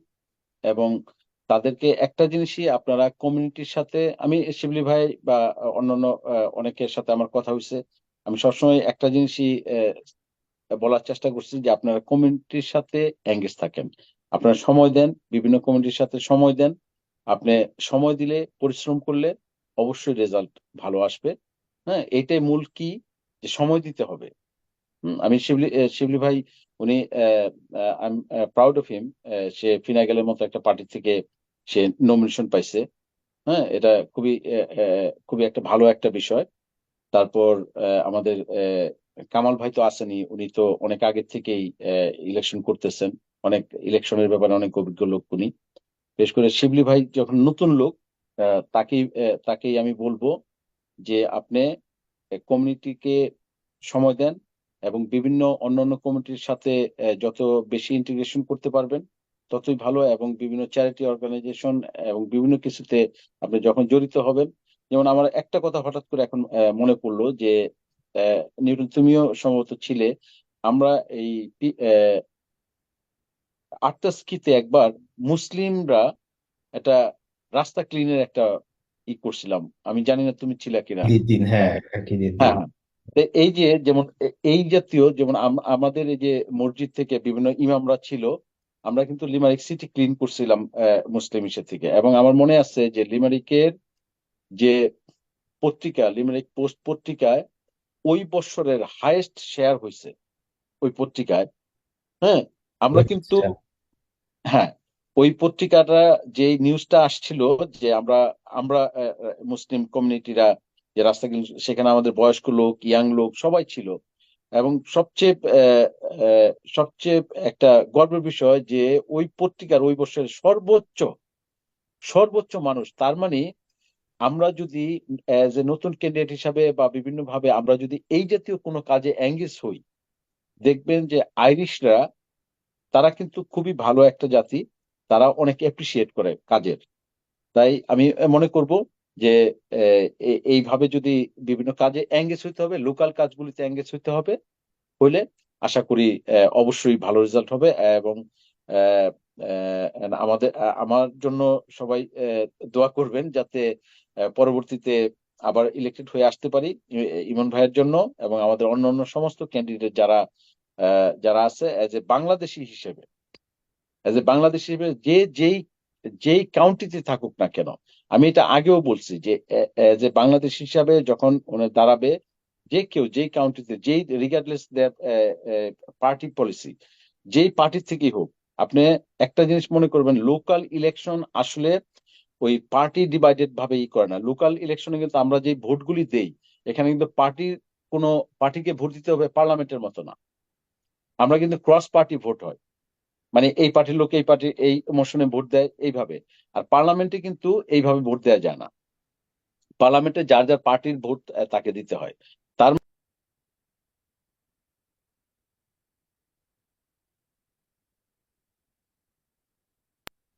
একটা হ্যাঁ। কল আসতেছিল। আমরা আমরা যে লোকাল ইলেকশন যারা করবে, এইখানে পার্টি টার্টি কোনো কিছু নাই। একজন একজন ক্যান্ডিডেট হিসাবে তাকে সবাই সাপোর্ট করতে পারে, এখানে কোনো পার্টির যে আচ্ছা, ভোটের কিনা বিষয়টা কোনো আমি আসতেছি একটু পরে। সংক্ষিপ্ত আমি জাস্ট ইমন আচ্ছা। ভাইয়ের কাছ থেকে জি। আচ্ছা, আমি অসুবিধা না আমার আমি আচ্ছা সেই থাকি আমার একটা জায়গায়, মানে আমার ওই যে ব্রাজিলের একটা জায়গায় 12টা মিটিং ছিল, আমার ওইখান থেকে কল দিতেছে বারবার। আচ্ছা, অসুবিধা না, আমি প্রোগ্রামে আছি। আচ্ছা, ঠিক আছে, আপনি কলটা ইয়ে করেন, আমি ইন দ্য মিনটাইম ইমন ভাইয়ের কাছে। ইমন ভাই, আপনার এটা কি বলে, নতুন যারা, মানে আজাদ ভাই তো বললেন যে নতুনদের প্রতি আপনার কি উপদেশ এবং কি অ্যাডভাইস থাকবে নতুন ক্যান্ডিডেট যারা আছেন? ধন্যবাদ নিউটন। মূলত রাজনীতিতে আমাদের আসাটার মূল কারণ হচ্ছে আমাদের ভবিষ্যৎ প্রজন্ম যাতে এই দেশে একটা সুন্দরভাবে আরো ভালোভাবে থাকতে পারে। তো আমাদের বাংলাদেশি যারা দাঁড়াচ্ছে শুধু তাদের না, আমি চাই যে অন্য কমিউনিটি থেকে পলিটিক্সে, মেইন স্ট্রিম পলিটিক্সে সবাই আসুক। যত রিপ্রেজেন্টেশন থাকবে, the better we will be. মানে আমরা এখানে মাইগ্রেন্ট কমিউনিটি আমি বলবো ভালো থাকবে। এখন এক একটা জায়গায় থেকে এক একজন দাঁড়াচ্ছে, সবার পার্সপেক্টিভ, সবার চিন্তা ভাবনা এক এক রকম। আহ, কারণ শিবলি ভাইয়ের সাথে আমার কথা হয়েছে। এখন কাউন্সিলর হিসেবে কি করবে, তাকে একটা নির্দিষ্ট জিনিস ঠিক করে যেতে হবে। এরকম হয়তো আমাদের আরো ভাইরাও দাঁড়াবেন আমার মনে হয়, ইন্ডিপেন্ডেন্ট ভাবে কেউ দাঁড়াতে পারেন। সবার প্রতি একটাই ইয়ে থাকবে, যেটাই করে যেন অনেস্টি এবং ইন্টিগ্রিটি নিয়ে করে। জিতুক বা না জিতুক, যেন বাংলাদেশ হিসাবে আমাদের নামটা সুনামের সাথে থাকে, যে না, এই ক্যান্ডিডেট দাঁড়িয়েছে, জিতেছে বা জিততে পারেনি, but he was a good candidate. এই একটা অ্যাডভাইস আমার অবশ্যই থাকবে। কারণ আমরা যেখানেই যে যে অবস্থায় থাকি, যেন সততার সাথে সবকিছু করি। ধন্যবাদ। অসংখ্য ধন্যবাদ ইমন ভাই। আমি সেম আপনার কাছেই থেকে আমি আপনাদেরকে আরেকটা কোশ্চেন আপনাকে জানতে চাই, যেটা হচ্ছে যে ধরেন যেমন নতুন ক্যান্ডিডেট আছে, অনেকে নতুন ভোটারও আছে। সেক্ষেত্রে ভোটাররা অনেক সময় আপনার জানে না যে এখানে ভোট দেওয়ার নিয়মটা কি বা সিস্টেমটা কি, যে আসলে তারা কয়টা ভোট দিতে পারবে বা কিভাবে দিলে মানে আপনাদের জন্য বেনিফিটেড হবে। ওই বিষয়টা just সংক্ষেপে একটু মানে ভোটারদের উদ্দেশ্যে। আম, আয়ারল্যান্ডে লোকাল এবং ন্যাশনাল দুইটা ইলেকশন হয় এবং ইউরোপিয়ান তিনটা, আবার রেফারেন্ডামের ভোট হয়, যেটা আমাদের রিসেন্টলি একটা রেফারেন্ডাম হলো। ভোটের সিস্টেমটা হচ্ছে লোকাল ইলেকশনে যে কেউ ভোট দিতে পারে, যার পিপিএস আছে সেই ভোট দিতে পারে। ইউরোপিয়ান ইলেকশনে এদেশে অন্য ইউরোপিয়ানরা ভোট দিতে পারে, তাকে সেই ফর্মটা ফিল আপ করতে হয়। স্পেনে কেউ যদি এসে থাকে তাহলে সে আহ, একটা ইউরোপিয়ান ফর্ম আছে, ওই ফর্মটা ফিল আপ করে সেও ভোট দিতে পারে এই দেশে থেকে। আর Irish national they can vote anywhere, referendum সবকিছুতে। আর ভোটের সিস্টেমটা হচ্ছে অনলাইনে রেজিস্ট্রেশন করা যায়, ম্যানুয়াল ফর্ম ফিল আপ করেও করা যায় ভোটার রেজিস্ট্রেশনের জন্য। ওয়েবসাইট হচ্ছে voter.ai অথবা check-the-register.ai। ডাবলিনের জন্য voter.ai, আর check-the-register হচ্ছে সবার জন্য। সবার জন্য। আর এখানে ভোটের সিস্টেম হচ্ছে যতজন ক্যান্ডিডেট সবাইকে ভোট দেওয়া যায়। এবং আয়ারল্যান্ড হচ্ছে ওয়ার্ল্ডের one of the most Democratic country after there to other, মানে আর একটা দেশ আছে, সেটা হচ্ছে মাল্টা, ইউরোপে, যারা এই আয়ারল্যান্ডের মতো এই সিস্টেম ফলো করে। কোনো ভোটই ফেলনা না। যদি 12 জন ক্যান্ডিডেট থাকে, 1 থেকে 12 নম্বর ভোট দিতে পারে। আমাকে কারো 12 নম্বর পছন্দ হতে পারে, সে 12 ভোট দেবে। ইনফ্যাক্ট আমি পেয়েছিলাম 12 ভোট গতবার, 1ও পেয়েছি, 2ও পেয়েছি।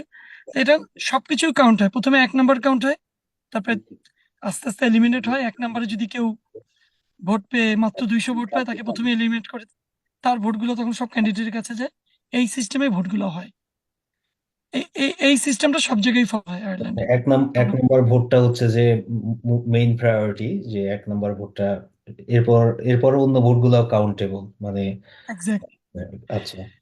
1, 2, 3 তিনটা ভোটই হ্যাঁ, ইম্পর্টেন্ট। আচ্ছা, আমি সেম জিনিস আজাদ ভাইয়ের কাছে আরেকটু ক্লারিফিকেশন, যে আজাদ ভাই যদি কিছু অ্যাড করতে হ্যাঁ, চান এই বিষয়ে। হ্যাঁ, অবশ্যই।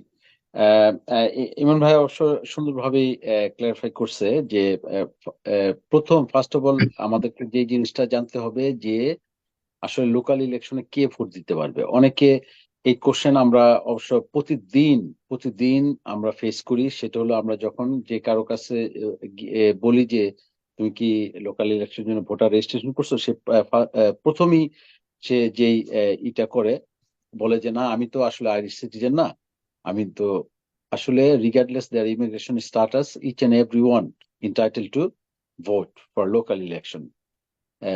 এই জন্য সবাই সবাই পারবে আসলে ভোট দিতে এখানে। এই জিনিসটা আসলে ওয়ারনেস আমাদের খুব একটা আমাদের মধ্যে খুব একটা এটা নাই, কারণ আমাদের অনেক ফরেনাররাই তারা জানেই না। যেমন আমি গত কয়দিন আগে একটা অর্গানাইজেশন আমাকে সেখানে স্পিকার হিসেবে নিয়েছিল যে ভোটের ওয়ারনেস সম্পর্কে জানানোর জন্য। তারপর আরো বিভিন্ন বিভিন্ন প্ল্যাটফর্মে আমি গিয়ে এটা চেষ্টা করি করার জন্য। আমাদের কাউন্সিলও গত গত মান্থলি মিটিং এ এই বিষয় নিয়ে আমরা অনেক আলাপ করছি। এই যাই হোক, আর ভোট দেওয়ার বিষয়টা হচ্ছে, ভোট যদি দেখা গেছে যে 20 জন ক্যান্ডিডেট থাকে, 1 থেকে 20 পর্যন্ত, 20 জন 30 জন থাকুক, 1 থেকে 30 পর্যন্ত ভোট দিতে পারবে। কিন্তু ভোট দিতে পারবে এবং ভোট কেন দিবে, যারা ভোটটা দিতে যাবে তাদের তো একটা তাদের একটা বিষয় আছে। যেমন একটা একটা বাংলাদেশি, সে যেমন শিবলি ভাই দাঁড়াইছে, এখন সেইখানে যদি আহ, তার কিছু রিজার্ভ ভোট, সে মনে করে যে এই ভোটগুলি তার রিজার্ভ ভোট, অথবা আহ, অন্য ক্যান্ডিডেট যারা আছে তাদেরও কিছু রিজার্ভ ভোট থাকে। এই রিজার্ভ ভোটগুলি হয় কি, যেমন এইগুলি সাধারণত তারা একটা একটা করে দিয়ে যায়। দিয়ে গেলে হয় কি, যারা আপনি 2, 3, 4 থেকে বা 19 নম্বর 20 নম্বর ভোট দিলেন, দেওয়া আইনগত কোনো সমস্যা নাই, অবশ্যই আপনি দিতে পারবেন, এটা আইনে আইনে আছে। কিন্তু আপনি আপনার ক্যান্ডিডেটকে অনেক সময় দুর্বল করে ফেলে অন্য অন্য কারণ। আমি দেখছি আমার গত গত ইলেকশনের এটা আমি দেখলাম যে যে 400+ ভোট পাইছে সে পাশ করে গেছে, 600+ ভোট পাইছে সে ফেল করে গেছে ফার্স্ট ভোটে। হ্যাঁ, সে ফেল করে গেছে। 600, না, 570 ভোট যে পাইছে সে সে ফেল করছে।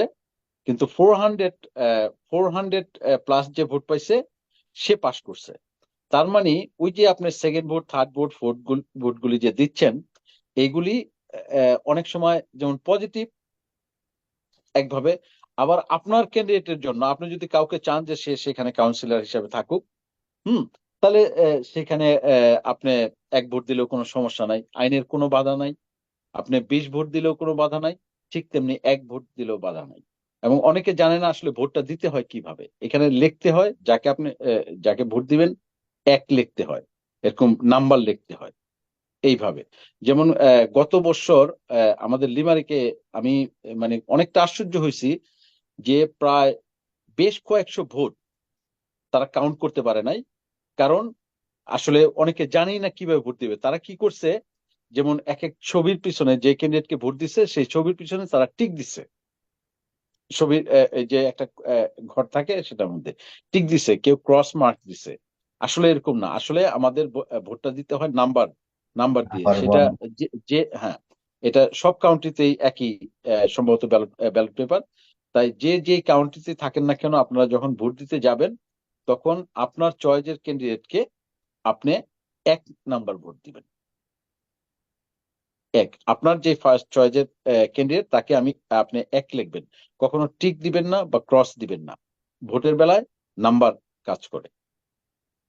অসংখ্য ধন্যবাদ বিষয়টা ক্লারিফাই করার জন্য আজাদ ভাই, ইমন ভাই এবং ভোটাররা। হুম। আমরা আচ্ছা চাইবো আগামী আমি নির্বাচনের আগ পর্যন্ত আপনারা আচ্ছা আমরা কি মোটামুটি শেষ হলে আমরা মোটামুটি আমরা শেষ পর্যায়ে এখনই ফিনিশিং দিব।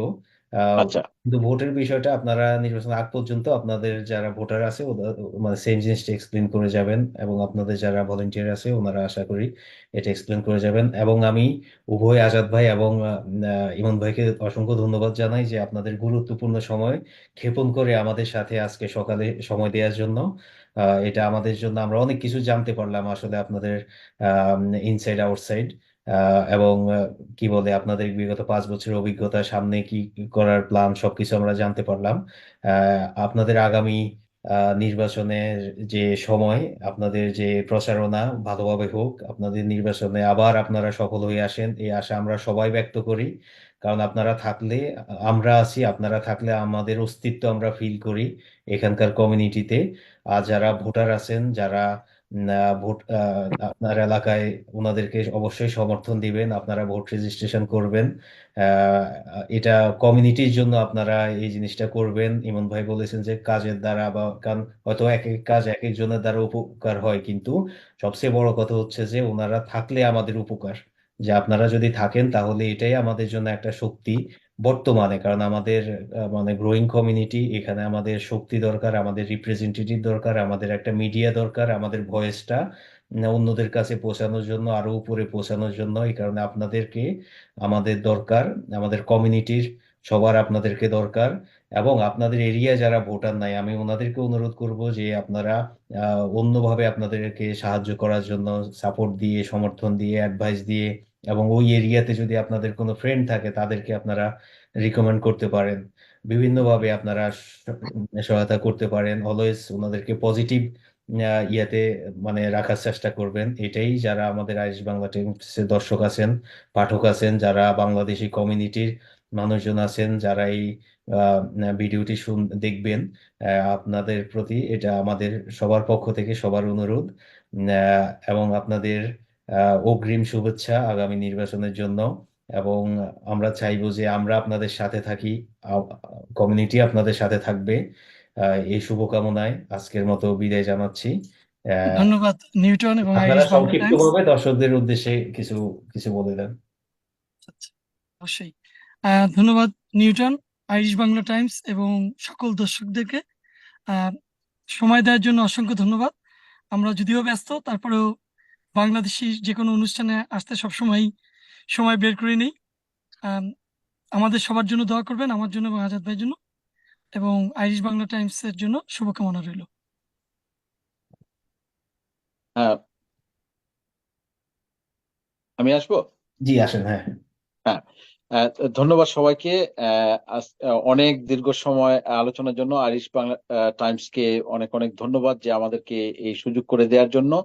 এবং শুধু আইরিশ বাংলা টাইমস না, আমি ইমন ভাই ইলেক্টেড হওয়ার পরে আমাদের যেই বাংলাদেশি যারা সংবাদের সাথে যারা জড়িত আছেন, তারা আমাদেরকে মানে মন প্রাণ উজাড় করে আমাদেরকে তারা সবসময় তুলে ধরার চেষ্টা করেছেন। এবং শুধু আয়ারল্যান্ডে না, আয়ারল্যান্ডের বাইরেও বাংলাদেশেও বিভিন্ন জায়গায় যারা আমাদের কাজকে তারা তুলে ধরছেন বিভিন্ন সময়, তাদের সবার প্রতি কৃতজ্ঞ। এবং এই আসন্ন ইলেকশনে সবাই আমাদেরকে সাহায্য করবেন যার যার অবস্থান থেকে। কেউ হয়তো মনে করে যে আমি ডাবলিন আছি, আমি কিভাবে সাহায্য করব? অবশ্যই আপনারা সাহায্য করতে পারবেন। আপনাদের দোয়া আমাদের কাম্য। এই কারণ এখানে আসার পিছনে যে মানে আমি আমি মনে করি না যে আমাদের নিজের একার যোগ্যতায় কোনো কিছু। মা বাবা এবং বন্ধু বান্ধব, আত্মীয় স্বজন, কমিটি সবার দোয়াই। এবং এন্ড অফ দ্য ডেতে একটা জিনিস, মানে বাংলাদেশি যারা আছেন এবং আমাদের ভোটের মধ্যে মূল শক্তি কিন্তু বাংলাদেশিরাই। যে যেভাবে বলুক না কেন, বিভিন্ন ভাবে বিভিন্ন জন বিভিন্ন মানে কথা বলবে, এই করবে, কিন্তু মূল শক্তি আমার আমার আমার নিজের শক্তি। কারণ আমার এরিয়াতে এখানে বাংলাদেশিটাই হচ্ছে আমার আমার মূল শক্তি। এই জন্য সমস্ত বাংলাদেশি যারা আছেন তাদের সবাইকে আমি বলবো যে ঐক্যবদ্ধ ভাবে আমরা থাকলে অনেক কিছু আমরা সামনে অর্জন করতে পারবো। হ্যাঁ, শুধু এইটা না, ভবিষ্যতে আরো কিছু অর্জন করতে পারবে। শুধু আমি না, আরো অনেকে আমাদের নেক্সট স্টেপে যারা আছেন তারা অনেক কিছু অর্জন করতে পারবে। আর আমরা যদি ঐক্য না থাকি তাহলে এখনো করা যাবে না, ভবিষ্যতে করা যাবে না। শুধু আমরা নিজেরা সাফার করব, সমস্যা ভুগবো। আমরা যে আপনারা জানেন যে লিমারিকে আমাদের অন্য অন্য মাইগ্রেন্ট কমিউনিটি থেকে আমরা সংখ্যায় কম, কিন্তু আল্লাহর রহমতে পোস্টে আমরা অনেক ভালো অবস্থায় আছি। এবং ভবিষ্যতে আমাদের আমাদের মাঝখান থেকে আরো লোকরা আসবে। কারণ এরকম না যে সারা জীবন আমাদেরই করতে হবে বা আমরাই করতে পারবো। এখানে ফিজিক্যাল একটা বিষয় থাকে, পারিবারিক একটা বিষয় থাকে। এর অর্থ এই না যে, যেমন আমার সাথে যে কাউন্সিলর ছিল জেমস কলিন্স, সে দাঁড়ালি পাস, কিন্তু সে রিটায়ার করছে কারণ তার ফ্যামিলিকে সে সময় দিতে হবে। তাই এই জন্য আমি বলি আমাদের ঐক্য থাকলে ভবিষ্যতে সবার জন্য ভালো হবে, ভবিষ্যতে আমাদের নেক্সট প্রজন্মের জন্য ভালো হবে। আর ঐক্য না থাকলে তো আমরা কোনো কিছু অ্যাচিভ করতে পারবো না। এবং আপনাদের ঐক্যর কারণেই আমরা আমি আজকে এই অবস্থায়, এবং এই ঐক্য থাকলে আমরা আরো বড় কিছু অর্জন করতে পারবো। সবাইকে ধন্যবাদ। আসসালামু আলাইকুম। ধন্যবাদ আজাদ ভাই। ঐক্যবদ্ধ থাকলে আমরা সবাই ইনশাল্লাহ মানে ভালো কিছু করতে পারবো। দর্শক, আমাদের সাথে এতক্ষণ থাকার জন্য ধন্যবাদ। অনেক লম্বা সময় আমরা ক্ষেপণ করলাম।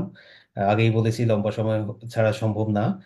একটু লম্বা হবে, এটাই স্বাভাবিক। আমাদের সাথে টেকনিক্যাল সহযোগিতায় ছিলেন আরিশ বাংলা টাইমসের আমাদের সহকারী বৃন্দ, বিশেষ করে আমি আব্দুর রহিম ভুইয়া ভাই আমাদের টেকনিক্যাল সহযোগী হিসেবে ছিলেন। আহ, আমি আবারও কাউন্সিলর কাজী মোশতাক আহমেদ ইমন ভাই এবং কাজী আবুল কালাম আজাদ তালুকদার ভাইয়ের প্রতি শুভকামনা জানিয়ে আজকের অনুষ্ঠান শেষ করতেছি। আল্লাহ হাফেজ, আসসালামু আলাইকুম।